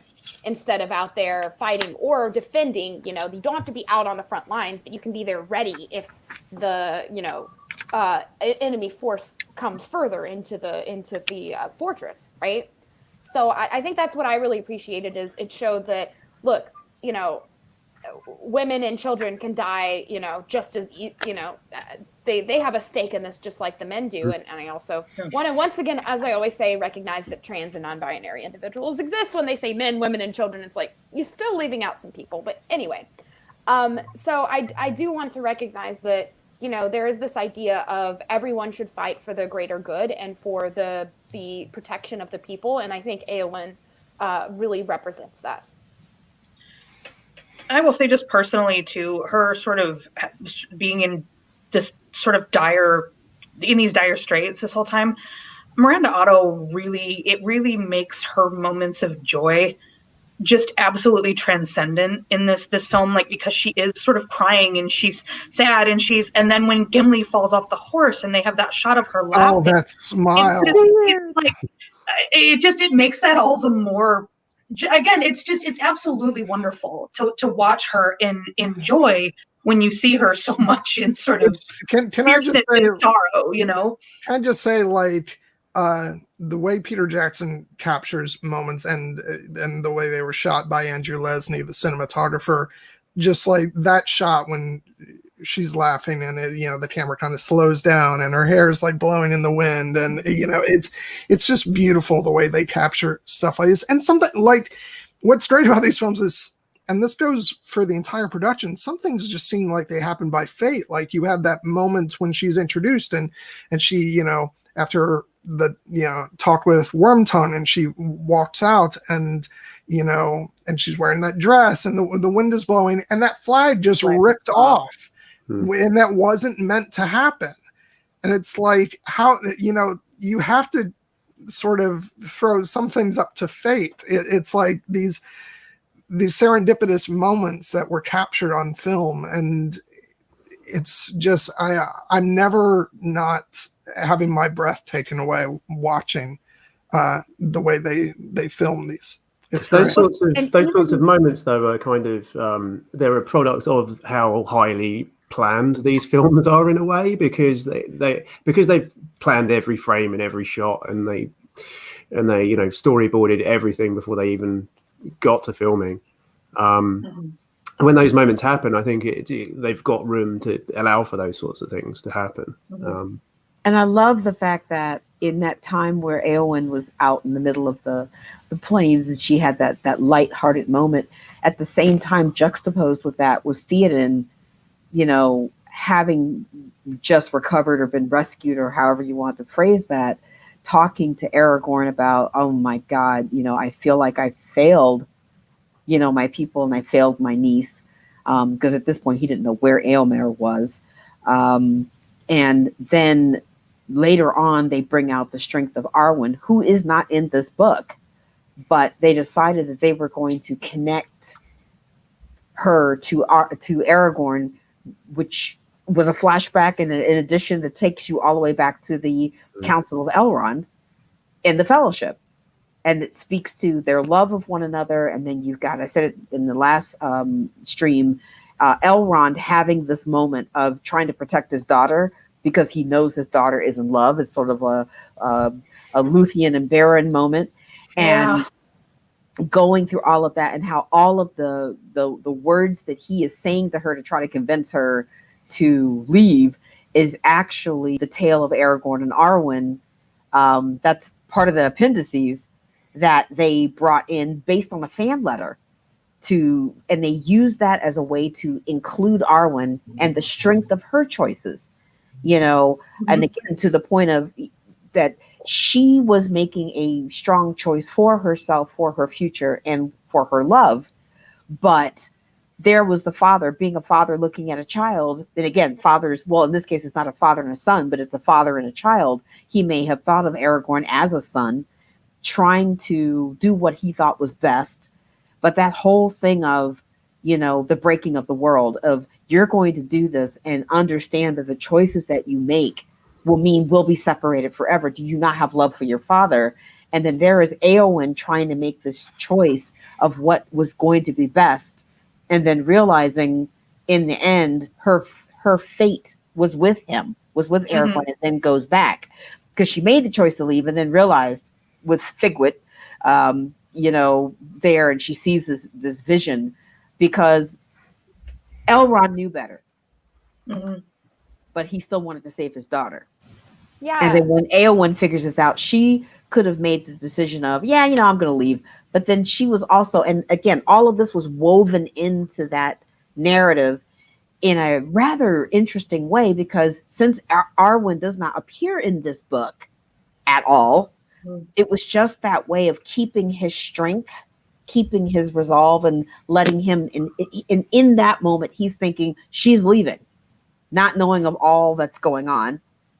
And here he is with Éowyn, who's going through all of this. And then Éowyn's making her choices. And then Theoden has made his choices. I mean, the way they wove these narratives and they pulled from all of these sources to put this all together. The extended version, I wish this had been the original version that they released. You know what I mean? Yeah, well, I get it. I get it. Aaron I'm and so Carole glad we have the extended. I think Erin and Carole can back me up on this, but there's always that moment, usually around your teens, where your dad realizes his daughter's gonna do whatever the hell she wants, whether he says something or not. I think all the women here and in the chat can relate to this, where I have a sister if as well, you did so know I your do father, know what I'm you not mean. assuming there are many women out there who were raised by single moms, and I don't want to say that that's not the case, but I was raised by both of my mom and my dad, and there was a point when I was about 14 where my dad was like, kind of threw up his hands and was like, you're going to do what you want to do no matter what I say. And I think that was kind of a very relatable moment of, your dad loves you, but at the same time, he doesn't know what's best for you like what's best for yourself. And well, can he's always just making it from a certain point of view is all I would say. It's like his what's best for you is always for what's best for you. You don't always do what's best for you, but you do what's in your heart. Yeah, you follow and your do heart. stuff like that. Yeah. So, but yeah, Dan, you have a sister. I was gonna say also though, I don't know if anyone of any gender is immune from. So when are those kids coming? You gonna have kids? You gonna have kids soon? Oh my God. Grandkids? May have grandkids? Okay, I literally had a Lyft driver ask me when I'm gonna have children. A complete stranger. Like, what the heck? I think that's a thing men and women have in common who are our age and unchilded. So stop asking me about parents, my uterus, please. I think women get that more than men do, but yeah. Yeah. John definitely said your parents are like, When's it happening? Yeah, we're not going to get into that. I do want to say, because I want to talk about those scenes, sort of flashbacks, flash forwards with Arwen and Aragorn. I mean, they're just absolutely gorgeous when we see that flashback to them in Rivendell. And Aragorn even says, this is a dream. And it feels like it's a dream almost. But of course, we are seeing his memory. And just the way, they have, the costume design, Arwen's dress and the way it kind of blows in the wind as, she's walking around. It is a beautiful dress. Howard Shore's music, the Evenstar theme, it's just and then it comes back, around when she's having, this flash forward of what awaits her, and that music comes back into play. Oh, and that scene right and the camera pulls back, and it's like, right and then it shows her like off to the side, and again the way her dress is sort of blowing, and she's wearing her that veil. Yeah. She's wearing the veil. Yeah. It's just, I mean, like, I watch that and it's art. It's just, it's like a painting. It's so beautiful. So John, can I read this to you? Because I wrote this down because I wanted to remember this. Because of the scene that you have up. When he was 210, he felt that his time was up, and his son Eldarion was ready for the throne. He lay down upon his tomb and willed himself to die. And then all left him save Arwen, and she stood alone by his bed. Even as he took her hand and kissed it, he fell into sleep. And long there he lay, an image of the splendor of kings of men, in glory undimmed before the breaking of the world. This is that. And it was stunningly done. Yeah, and they use that line, said by Hugo Weaving in the film. And like I said, everything from the music to the delivery of that line to the costume design and the camera work, it's like all working in unison in a way that feels like it shouldn't be possible to create moments of such singular beauty. And it's all that stuff is working together. And like lines like "you glory undimmed before the breaking of the world" feel like there's no possible way to have an appropriate visual accompaniment, and yet somehow they managed that. They did. They did. Yeah. I mean, and the thought that, he ruled for 122 years once he became king, and then one day he decided that 58 years after Merry and Pippin died, that he was like, now's the time. And all of this is working in Arwen, and she's thinking and she's dreaming but then she realizes, if I don't stay on my path, Eldarion never is, and other things that don't happen. It goes back to what Gandalf said. You don't know how a decision is going to affect. It's like a rock in a pond and the ripples that roll out. If you don't drop that rock in, what doesn't happen? So you kind of have to drop that rock and just go with those rolls and go with those waves and see what happens. But that scene and that whole aspect of in glory undimmed before the breaking of the world. And there sits Arwen wearing her shroud and walking through the forests of Lothlorien. The dead forest. Oh. The dead forest, because no one's there. She's gone. She's made that choice. And she's okay with it. But you wonder what made him make that choice, because he didn't have to. But it goes back to her now in this future state, dreaming of her in this flashback, thinking of her. Well, no, actually, it wasn't a flashback. It was a conversation that was happening between Arwen and Elrond in the midst of everything else that was going on. And he's saying to her, don't you have love for your father? And oh my God, her heart ripped out and you could see it. And she's like, yes, I love you, Baba, I love you. So the thing of the choices that we make as women, the choices that we make as parents, the choices that we make as people, how all of those things are just captured and just so poignantly, told in this movie are just amazing. And the extended versions just make it even better. I just wish this had been the theatrical. I think everyone would have lost their damn minds, but this now is canon for me, so I'm good. Movie canon. Yeah, so I want to move in conversation towards something else, because we are getting close to the end. Because Erin, Carole, and Amy could go on for 7 more hours about Eowyn and Arwen and the So women. get ready for a new YouTube channel called Feminist Lord of the Rings, starring me, Carole, and Erin. As much as Dan, as much as I would love to deliver this, since you're the one who asked if we could talk about it, I'll let you go ahead and do the honors. Sam's speech at the end of this film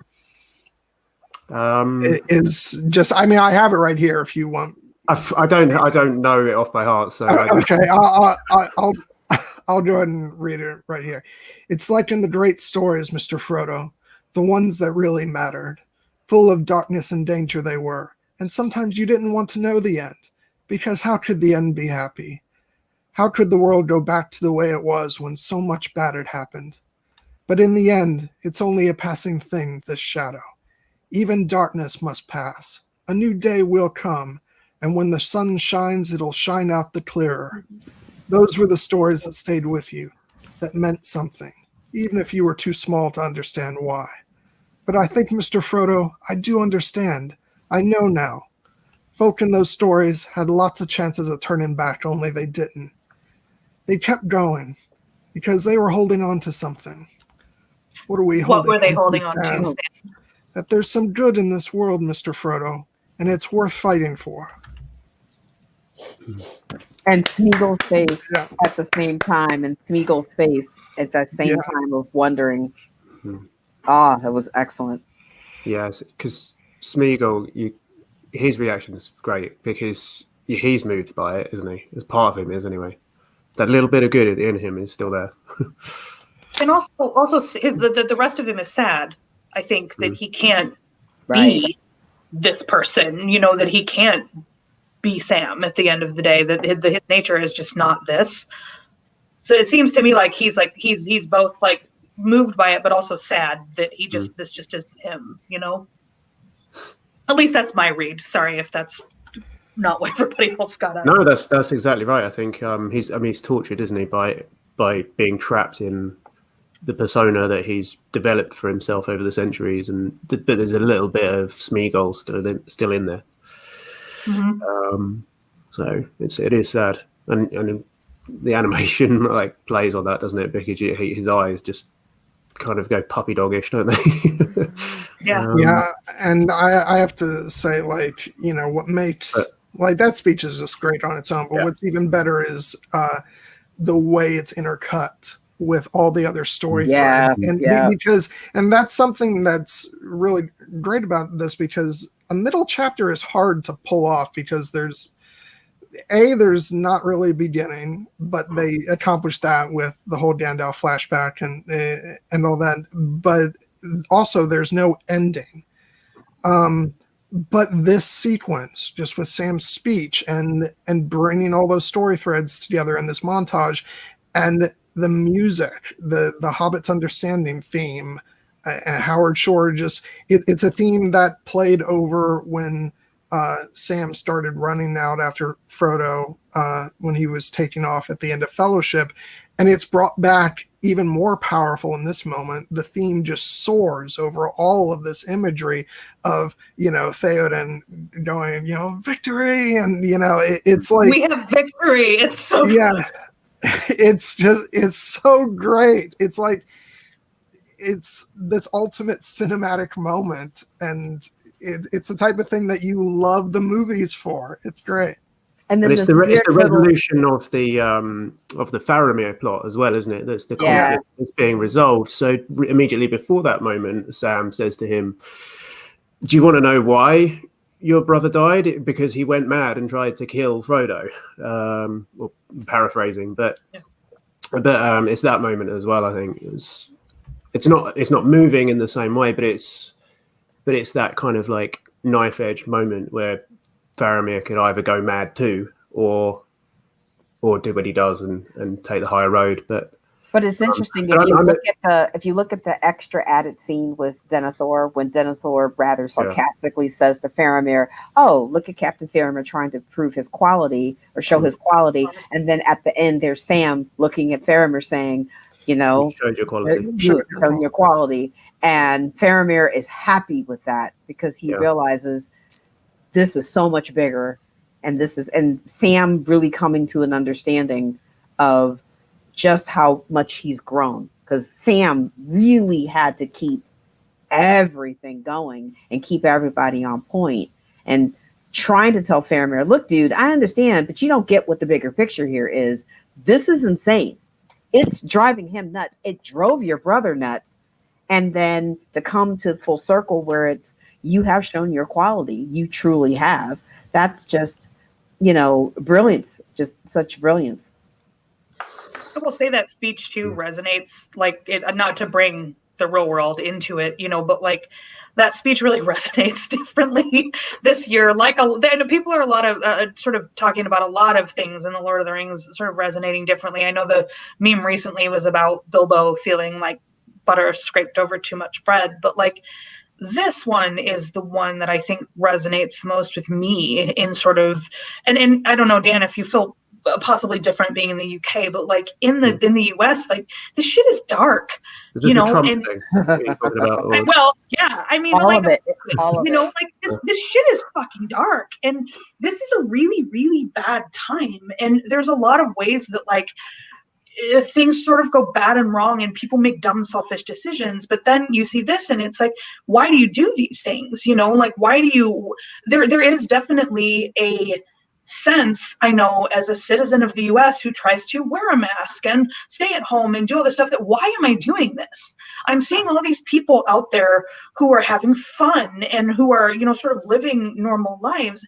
And what I always come back to is sort of this, like, why am I suffering if I don't have to?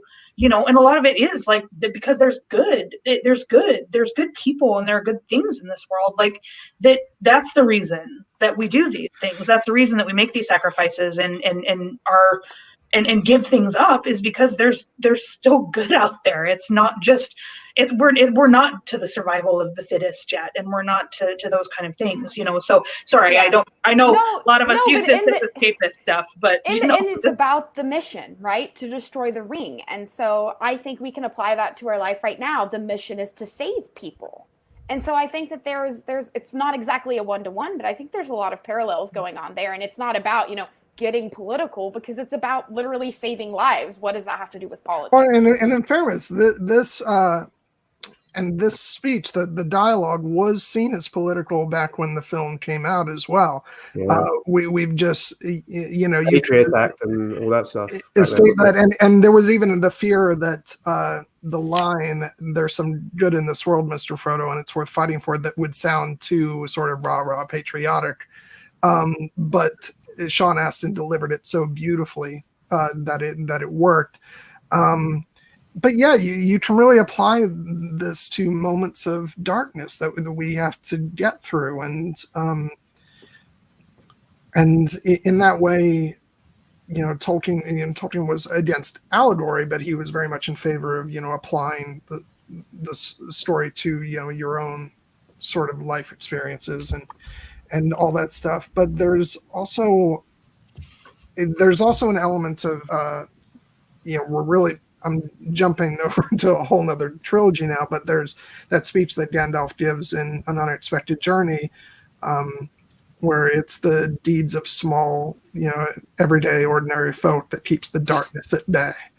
And I think that speaks to what you were saying, Erin, about these like small acts that we have to try and do ourselves. But that is what does it. It's each person deciding to take do those small acts, take those small steps. And I think the easier route is just to throw up your hands and say, I'm just one person in the world. I can't make a difference. I don't have to vote because I'm just one person. These kinds of small things where it's like, no, one person can make a difference if everyone decides to take responsibility, right? And so I think that this literature and these movies are still very apt, and they will continue to be, I think, for years to come, because it's really about these kind of larger human kind of morals and this question of what can I do as an individual to help the community as a whole. And Merry and thank you for coming to my TED Talk. and Merry and Pippin, to your point, Amy, had to learn that lesson. And Merry and Pippin had to convince the Ents that, look, we know that you're looking at this from the bigger scope of this will fix itself over time. Yeah, we've been here for, okay, whatever. But the fact that Pippin had to take Treebeard to the edge of Fangorn Forest to really let him see, dude, I know you're thinking macro. Let's bring this to a whole different, analysis here. You can't ignore this. That guy over there, he's killed all the truffle trees.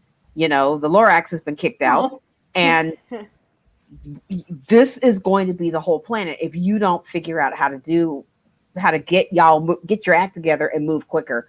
And can I also say, juxtaposed when the Fangorn fights back in the added aspect of it, I just see the images of the planet when everything shut down, when the Venice canals cleared up. Oh God! And when the air was so clear and you could just go outside and it was quiet. Yeah. I did my master's in Boulder, Colorado, and there were pictures of deer on Pearl Street, which is the main shopping district. They just came down from the mountains because they're like, hey, nobody's around. Like, we're kind of, and John, there's this comment from Guilty Undertaker that I think is really apt right now. And he says, Tolkien lived through World War I, 1919 pandemic, Great Depression, World War II, first half of the Cold War. I think he knew exactly what he was doing, right? Yeah. So a lot of people are like, get your politics out of my fantasy. No, the authors were thinking about this when they were writing, and to, completely divorce our world from the world of fantasy, in my opinion, is not a way to do literary analysis.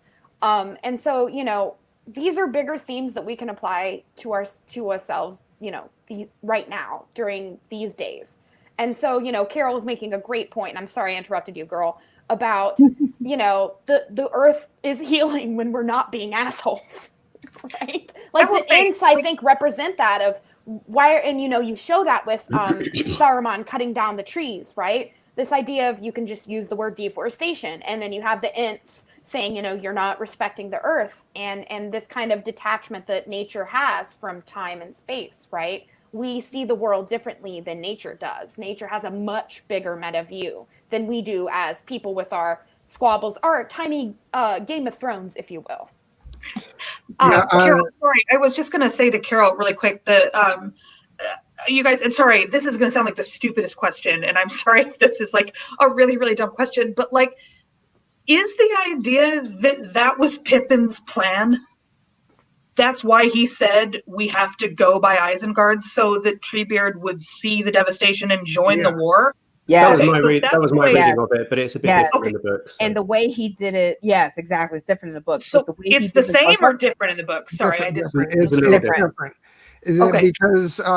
Because the Ents are actually roused at the end moot in the book, but it's to create this moment of Treebeard actually seeing, we experience that moment with Treebeard as he's outraged by it, and to give a bit more agency to Pippin, especially in pushing them there. And I do like, and to be fair, there are some Tolkien fans who didn't necessarily like that, but I rather do find it comical, the entire exchange of take us off, and Treebeard's like, that doesn't make sense to me. But then you are very small. I just love it. And going feels faster going south. It feels like we're going faster. Going downhill. I will say, I think we were watching it last night, and I said, I think that this is probably, there's a lot of excellent things in The Two Towers, but the juxtaposition of Helm's Deep and The Last March of the Ents, I think, is maybe why this is my favorite movie. Of the three, just by the tiniest sliver, it's my favorite. But like between Helm's Deep and The Last March of the Ents at the very end, sort of, it's so good. Well, and the musical decisions. Break the dam, release the river, and everything comes in. It's so good. The musical decisions as well, tying these two, because in Howard Shore's original composition, the moment when Theoden he decides to ride out, or it's a joint decision between him and Aragorn, the original music for that scene is kind of taken from Gandalf the White's music, but they decided then to apply The Last March of the Ents music. Which ended up really working, because in the next film, Howard Shore ended up using that music for also, the Rohirrim, because it's the nature theme. It's showing that the Rohirrim are part of that, and so by having that same theme play over both when the Ents decide to march and when Theoden decides to ride out, it really connects these two separate stories, and it gets you really excited. Mm-hmm. It's amazing. And then Gimli running up to play the flatulent horn. I wish there was a scene where he like volunteers to do that. Like, I want to play the horn. they need that scene. Might be the only flaw in this movie. Puppy! Everyone stop. There's an animal on the stream. Hello, demon dog. It's so cute. I Is swear that to God. a lab mix, Carole? Like, Yeah, she is. I Guys, can tell with that snoot. Well, I she love keeps it. putting her head on my knee is right here, and she's like, "It's like, are you going to talk to me?" And I'm like, "Okay." Pay attention. Pay You're like, attention, in a pay minute, attention to honey, me. in a minute. Yeah. Also, I also Jolie, like- by any chance, do you want a dog? Just let me know in the chat. I think I might know the answer already. Because like there's that moment of, like you said, the flatulent horn, and then there's also the comedy moment of the last March of the Ents where the one that's on fire like runs up to put himself out. Yeah, he in the Leroy Jenkins blood. himself to the thing and puts his Like, head all out. this- I love it. Tree is just running up to be like, "Hey, just gonna Like- put myself out." in like water." nobody mentioned that in the watch party last night, and I'm like, I'm not the only one who noticed that, right? That's such a brilliant comedic moment. Oh, Well, it is. I also love that they sat there and said, "Okay, we're gonna effectively let these trees go to town." So you got trees stomping on orcs, Oh, yeah. and stomping on orcs, and crashing people together. And then once again, there's the hobbits with their accuracy with stones, throwing rocks at people and all this other stuff. So it was just like awesome watching that whole interaction. And hey, let's hear it for the carnivorous forest that showed up at Helm's Deep and was like, "I have something to say to you about cutting down my friend." And then all you see is the forest going. Yeah.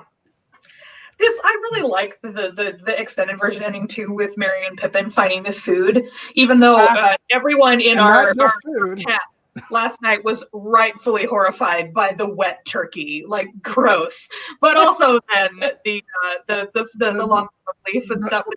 The pipeweed, which of course in Tolkien it's actual tobacco, but pretty sure that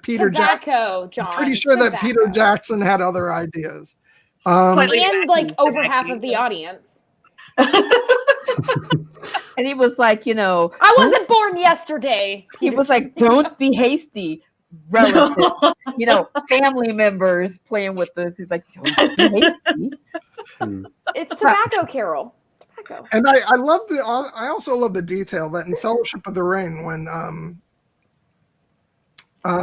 Bilbo says, "Old Toby, the finest pipeweed in the South Farthing," and then Merry and Pippin are like, "Longbottom Leaf, finest pipeweed in the South Farthing." So there's different ideas about, everybody's. Is that like their brand slogan or something? It must be. I mean, yeah, I don't know. They've got their same phrase from somewhere, haven't they? Every brand is the finest weed in the South. Exactly. I like it, Dan.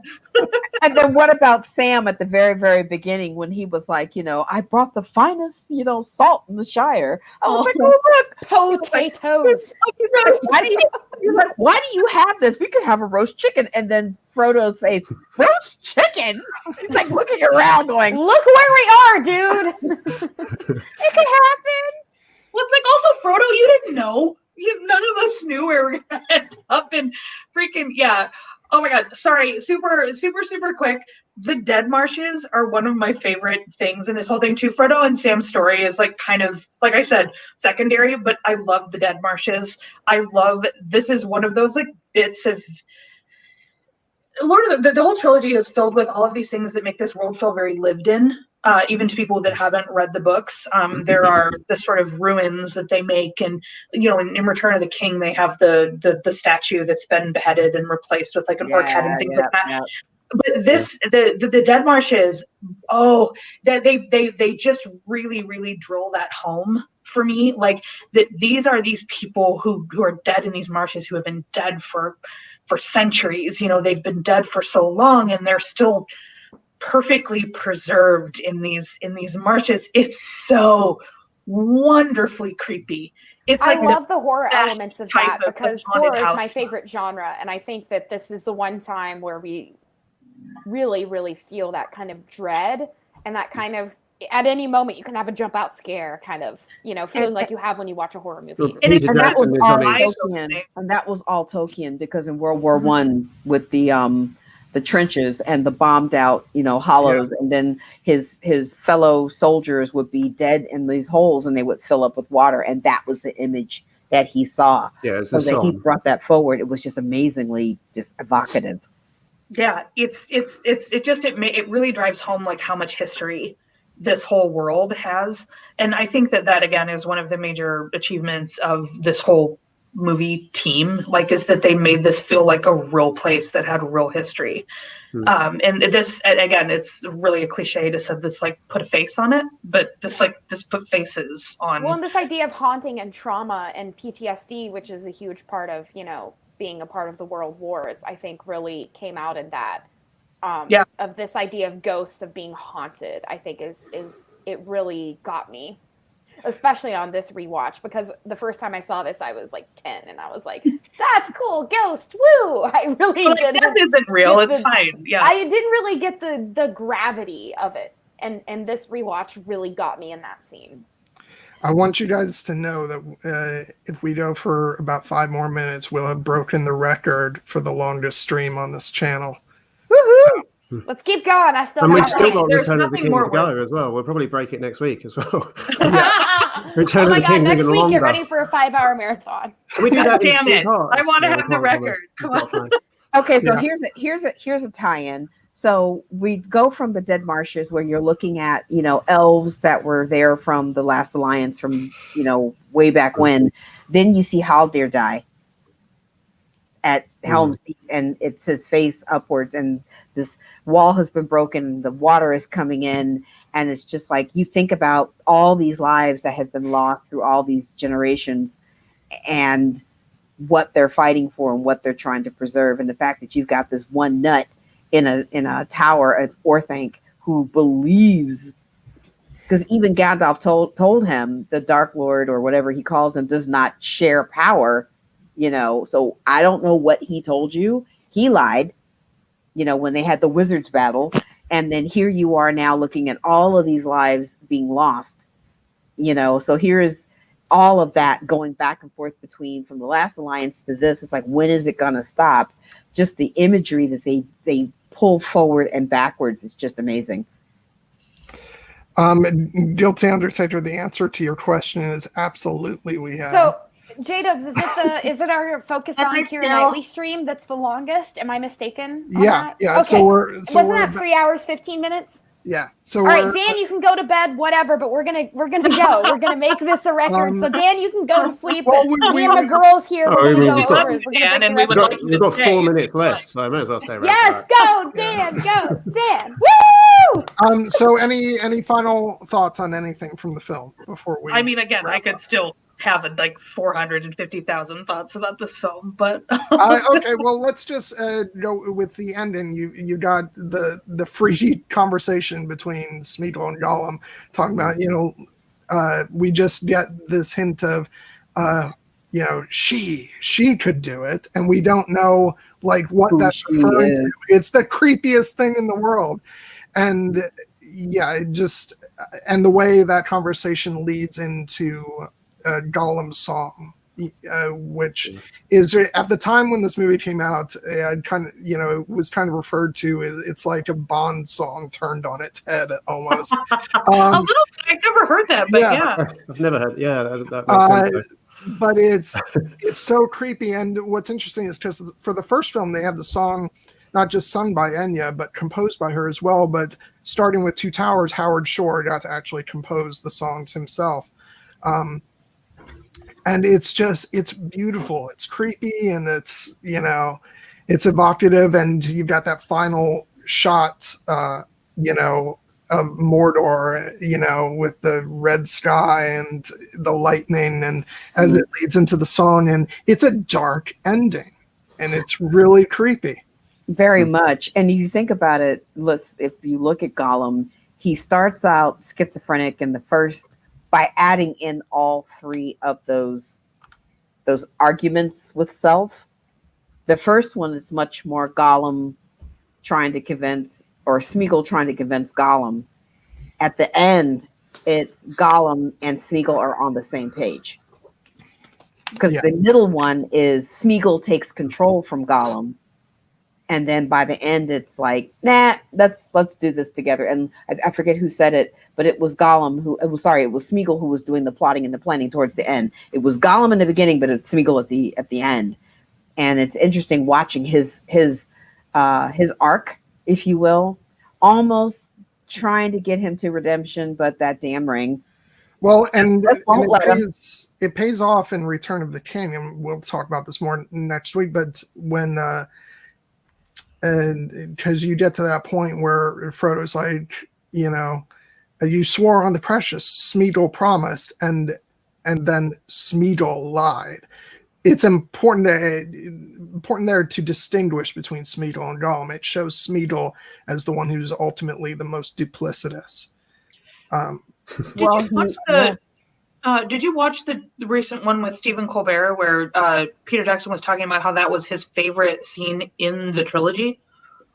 No, I haven't seen it yet. It's extremely recent. I think it was. I'm appalled yesterday. by. I should be on top of that. John, come on. I was actually kind of appalled by the fact that was his favorite scene in the whole trilogy. Absolutely, it would. Peter called him Schmeagol, didn't he? Though. Yeah. Yes, he did. He always does. I love Peter, but his pronunciations are like, and he says Schmaug. And I'm like, that makes me want a bagel with a nice schmear, from Schmaug. I was like, I really like the Moria, the Mines of Moria scene when the tunnel is all collapsing and stuff. When they're in the doorway, but he was like, but I think it's this one with Gollum and Smeagol. He said, yeah, having the argument, and I was like, oh, okay. That's an interesting choice. I kind of skip that scene a lot when I'm watching the Two Towers because it's a good scene, but it doesn't have the sort of pay the dividends on rewatching that the rest of it does. Wait, which one? The centerpiece scene in the middle of the film is? Yes. No, see, really? I totally get why he would say that. I think that's an utterly amazing sequence. That actually makes sense to me, Erin. Absolutely. Fran wrote it and Fran directed it. They said, and it was added late. And the actors the sleeping are obviously not even Elijah Wood and Sean Astin. But wait. Which scene are you actually talking about though? I want to be sure. The one where Smeagol tells Gollum to go away. Okay, so that's in the middle when they're asleep. Yes. So what ends up happening is that the reason why for me that scene is stunning is Andy Serkis sat there on set and did that live. So he was talking to himself. It wasn't outtakes and then they did coverage and did the other side of that conversation. He sat there and had that bifurcated conversation back and forth live. And then talk about talent. Holy crap. Okay. But in a trilogy that has Dwarildolf, that has Gandalf's charge on the mountains, that has I Am No Man, that has all of these other beautiful, fantastic scenes. John, you think you can totally see why that was his favorite? Yeah. Yes. Because I think it's one of them. I think it's one of the most iconic moments in the entire trilogy. And it turns on that scene. It so much turns on that scene because here is Smeagol trying to get back to, okay, I know I have lost my damn mind. And it makes more sense once you get to Return of the King because they added those scenes in because there was a scene in the Dead Marshes where Smeagol recognizes his name. Dude, guilty Undertaker Shmeelob. Sorry. Oh my God, I'm done with all the chat is Shmam-wise. Any chance I ever had of being hired by Peter Jackson's company just went out the window. He's like, F that. I'm sorry. Shmeelob is my favorite. Shmam-wise. Oh, don't be so schmug, John. Schmaron. Schmaru man. I love it. Anyway, sorry. I'm glad to see that I was totally in the wrong on this. Although I will still say that I would have chosen literally another scene. Oh no, my thing is I understand why he likes this scene. I love it because of the fact that The Shmeen. the Shmeem. I'm sorry, Um, I'm gonna mute. don't.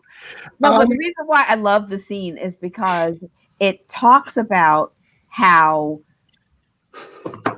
Gollum is getting a chance to kind of look at Frodo, but it's almost as if he's forgetting because Gollum is reminding him, you need to stop trying to act like you didn't have anything to do with how we got here. Because you were that line of murderer, you don't quite get it. Because in the Dead Marshes, when Frodo calls him Schmeagol, and he's kind of thinking, I'm going to say Schmeagol when he says Schmeagol, and there was supposed to be a flashback to back when he was still a proto Hobbit, if you will, and they decided not to put it there. It goes into the Return of the King, and I think that was a perfect choice. Mm-hmm. But the reason why that scene becomes so critical in The Two Towers is if Schmeagol cannot try to redeem himself, if he doesn't get redeemed, then this goes off a cliff and it gets super dark. If he does redeem himself, again, that choice, we're back to what Gandalf said to Frodo about Bilbo's choice not to kill him. Because he was as Gollum can get with the riddles in the dark. Mm-hmm. Then they meet Gollum, then Gollum Schmeagol, then it's Schmeagol, then he gets betrayed in Osgiliath, and then now they're kind of partnering together. So that scene really turns a lot on that scene. It goes back to my commentary about why didn't Elrond just snatch the Juris and throw it in the fire, and everybody was like, no, but he would touch it. But this is to that critical pivoting point for me. So I totally understand why Peter Jackson, PJ loves this scene. Absolutely. I feel like you could see that, definitely, I would not argue with you if you said it was, the most important scene in the trilogy. Definitely, I could be like, yep, absolutely. This is where a lot of stuff hinges on. This is where a lot of stuff, but your favorite scene, I think, is just where I'm like, ooh, hard disagree on that one. So, yeah. It's a matter of opinion. I love that. Okay, so question for the chat then. What is your favorite scene in the trilogy? Get at us, chat. Yeah. Dan, what is your favorite? You can also give it to the panel if you have ideas. Dan. The ride of the Rohirrim in the Battle of Pelennor Fields, I think. Ooh. But I don't get goosebumps when I watch that. It's an excellent choice. My goosebumps have goosebumps when I watch that. Okay, my least favorite is how did Denethor Leroy Jenkins from the under the thing all the way down. When he runs all the way off the edge of the pier. They mentioned that in the commentary, though. They're like, we know, but we thought here's the thing, it was in the original theatrical cut, it's not physically possible to run the distance that he did, but in sort of movie language, you can kind of suspend your disbelief. But in the extended cut, it's he's not just running across a courtyard. He's all the way in the freaking back of the city, and he has to cross the bridge, go up some steps. He is in the tombs. He has to come from the fire. How does he Leroy Jenkins himself and then do a Wilhelm scream off it? I'm like, dude, that scene. I'm like, yeah, that's they mentioned in the commentary. They're like, we know. We know it's not possible, but we like the visuals. So. And then Philip is poetic license. Carole, what's your favorite scene in the trilogy? Oh my goodness. Come back to me. I'm going to have to think about that now. I already know. It's for Frodo. It's what? It's for Frodo. The charge at the Black Gate and that glorious rendition of the Fellowship theme by Howard Shore. I was to know that all the times we had heard the Fellowship theme before was just kind of building up to this big choral performance of the theme that was just like blowing my mind, and the fact that then Merry and Pippin are the ones who run first after Aragorn. Oh my God! Yeah. But then everybody else takes off and they overtake them because they're small little hobbits with short legs. It's just like, it's so emotional, and the way Aragorn just softly says, "For Frodo," and then he charges. It's just, I love that moment. You wonder, because they have the and all that stuff, like you wonder a little bit, and then he turns around and it's absolutely not, so yeah. I don't mean to preempt too much of next week's stream. So my favorite scene is from Fellowship, which is my favorite. In the very end where Frodo's on the boat and Sam can't swim, and he goes, "I'm going alone." He goes, "You are, and I'm going with you." It's like and when he's basically almost drowning, right? And the loyalty that Sam shows is very inspirational to me. And I think that scene, I mean, there are many times where Sam shows that he's a great guy and that he's loyal to the mission and to Frodo specifically, Mr. Frodo, if you will. But I think that scene, thank you. That scene reminds me of many amazing friends in my life, including Erin. There we go. Who would be like, "Sure you are, Amy, and I'm going with you," So I think that's a huge, like, oh my God, it's like Care Bears, like friendship is magic kind of moment. And I really feel that hardcore. I'm an only child. I don't have siblings. So all I have in my life are, my parents and my friends. And that really gets me like deep down in my Ice Queen heart.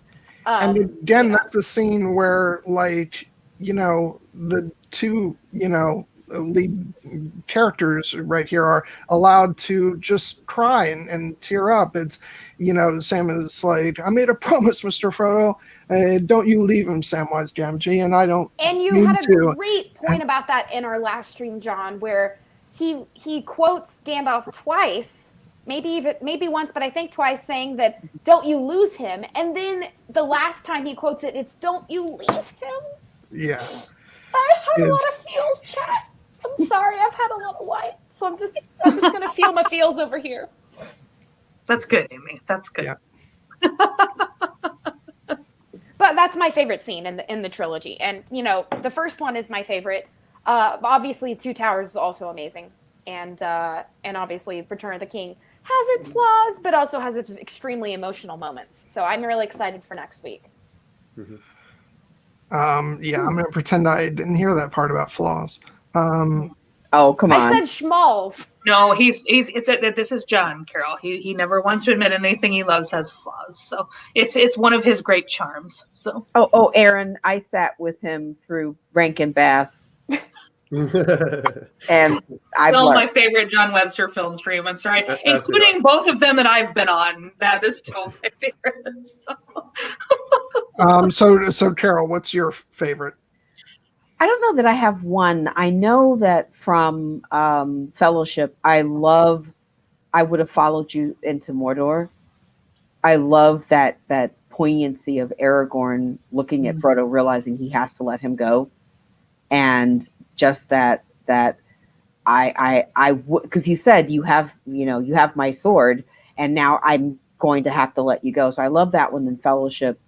In Two Towers, I do love the schizophrenic Gollum Smeagol scene because of where it pivots.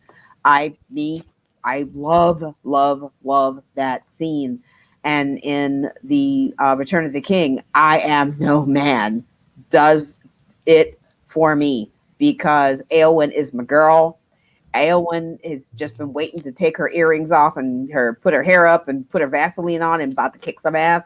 I'm all for Éowyn because Éowyn be kicking some ass in that movie, and I'm all for ass kicking. So, love. Amen, sister. And Dan, did you say yours? I did, yeah. Right over here in the final builds. Cool. I haven't said mine, but I Go just raised my hand with Carole. So yeah, because again, for as much as I talk about like how much I love a well-rounded woman character, I am my heart is with women who just absolutely fucking kick ass. So I Am No Man is my favorite. it's just, I know that like it's kind of cliche that the prophecy said this and that, but I love that whole scene. I love that I love that she's defending Theoden. I love that she just the whole thing. I love her skill in battle being shown with her dodging and cutting off the head of the fell beast. And then just him. Oh, okay. Well, sorry, I'm gonna be a big asshole and be like, no man can kill me. And she's like, eat a bag of dicks, have my sword right in your face. So, it's my favorite. I am again, I love the different like views of strength, but my heart is always with the actual like sword fighty strength. So that's my favorite one. So Erin, you really should read the books because that scene is also fantastic in the books. Like I know, and I've actually will not be ruined for you if you read the books. No, but I understand. It's probably even better, if anything. Like her dialogue in the books in that scene is phenomenal. I love it. Is it better for TV though? Because I feel like they sort of made it catchier for the film. It's longer. It's longer. It's more of a monologue. It's like they always have a conversation. She's not monologuing for 5 minutes. So yeah. It wouldn't have worked in the film. I understand why they changed it, but it's also awesome. It is good in the book. It is amazing in the book. It really I'm is. sure. But there is something awesome about just saying, I am no man. And but from a music cue standpoint, because that I would look at it differently, but I would want to say that the Houses of Healing, that whole scene where when Éomer finds his sister, that cue and the way Carole Urban just tapped into just absolute devastation, because now he's lost his whole family if this is true. Because if I find my sister and my uncle is dead, my cousin is gone, and all of these people that are that came here, I mean, I just love that. But I would say a close second from a music cue and a second favorite scene are the beacons are lit. Light the beacons, and that music cue from Howard Shore when the beacons which we will talk about next week. Oh my God. Return of the King discussion. We will be doing here 5 Joe hours of on Joe that Webster one. Film. There's a little icon in the bottom right. Subscribe. Hit the subscribe. Like the video. Comment. Subscribe and come back for our 5-hour discussion of Return of the King. 7 hour. Come on, John. Yeah. I'm like, no, let's talk about it now. I'm here. Sorry, go for it, John. So next week, Return of the King. For God knows how long that's gonna go. And we're the week after that, we'll be doing the Muppet Christmas Carol. So tune in for that. And January on Joelf is going to be great. We already have the schedule going. Please hit that subscribe and come back every Saturday at 7 Eastern. This is a weird thing for Lord of the Rings. We're doing 5 Eastern. We're going back to 7 Eastern after that. So please, those of you that are watching, hit that subscribe. John seriously deserves your subscription. Thank you. Yeah, and everybody here deserves as much as subscribe to everybody, except for Erin, because she doesn't have her own channel yet. Follow us on Twitter, and then subscribe to John, me, and Dan. Mm-hmm. Yeah, and Helen. And Helen, Clueless Fangirl. Do not forget our girl better over subscribe there. to Helen. Real quick, just once again, say what you guys are working on. I've got 3 videos coming up this month. Please subscribe and follow me on Twitter. I've got, for 2021, I have continuing my His Dark Materials and the Song of Ice and Fire content. I'm going to add the Avatar, The Last Airbender, The Poppy War, and The Witcher, and maybe a couple of other things coming at you. So please follow me and subscribe. I've got a new Silmarillion video coming out hopefully tomorrow if I can finish the edit in time, which I should be able to.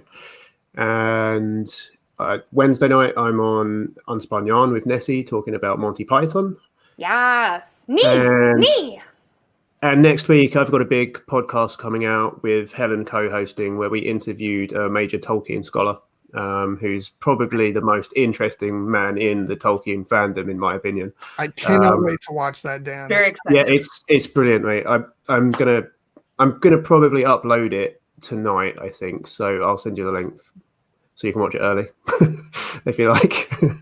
But it won't come out until next weekend. But I'm going to have a few teasers throughout the week as well. So super excited about that. Okay, Carole? Working on something on a private project called The Pivot is the New Normal. Hopefully when all that gets done, which should wrap next week, hopefully we will be able to get that edited and posted, and then I'll let you know where that is. I'm going to be, hopefully, Helen and I will finally get our next video for her Fellowship of the Bling series on her Lord of the Rings series of videos that we were starting to do. And then stay tuned for an Instagram thing, because I think I'm going to set that up, and that'll be Travels with the DC Diva. So that'll be kind of something fun that my family wants me to do. So it'll be kind of fun. So who knows? Not YouTube though, not there. And Erin? Yeah, no, just basically nothing. I'm really excited about everyone else's content, and catch me on the Unspun Yarn in January for Morgan Le Fay. So, Okay. And hopefully in the future on my channel. yes. And also, if I were invited back for Returning King, I wouldn't say no. But you already have 5 guests, so it's fine. But yeah. Yeah, I'm working on next week figuring out what we're going to do. But honestly, thank you for coming on. Like, this was just fantastic. And Yes, thank you to Helen, who dipped out early, of course, because of Euro time. Thank you to Helen's and Kate, Dan, which gave me Carole, life. and Erin. So, yeah. Seriously, John and I are so grateful for you guys coming on. And please come back next week, 5 p.m. Eastern, Saturday. We are going to do Return of the King. Oh, all right then. We'll be back. Fine. You're going to be back, Dan and Carole. You have no choice.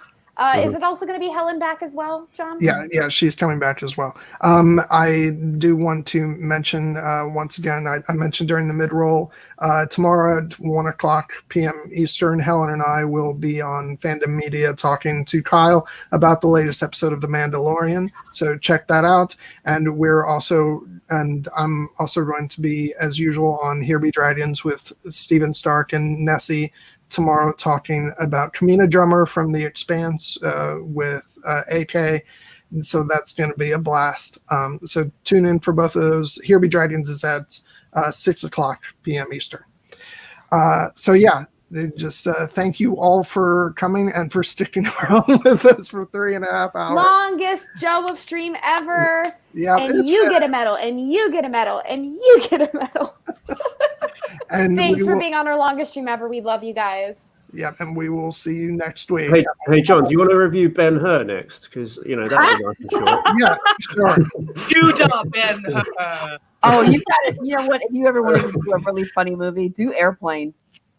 That's on the list, Carole. I put it on the list. Don't you worry about it. Carole, would you want to come on for Airplane? I love that movie. All right, I'm putting it on the list. Thank you. It's already on the list, but now I'm going to put in parentheses, Carole. It's done. You've already committed. It's over. I think she did. I heard it. I have all these 60s, 70s, and 80s movies on the list that John is like, oh, but it's not contemporary film. Like, come on, John, we're going to do some older films. You just have to, we just have to discuss about which ones. I absolutely want to do Bridge on the River Kwai. That's one that we're definitely going to do. Airplane is on the list. We have some older films coming at you. And we actually, in January, we're going to have some very, very new 2020 films coming at you. So please stay tuned for that. Yeah. If you do Into the Spider-Verse, I'm there. It's also on the list, Carole. You and me, same mind. I just brought this up with Steven last week on Here Be Dragons. We were talking about what movies he and I hadn't discussed about doing on the channel that he'd like to talk about, and that was what he said. So now we have another guest lined up for that. But seriously, we're going to go now because poor Dan, he wants to go to sleep. Thank you guys for tuning in. This was so much fun, and have a wonderful evening, and we'll see you next week. Bye. Bye.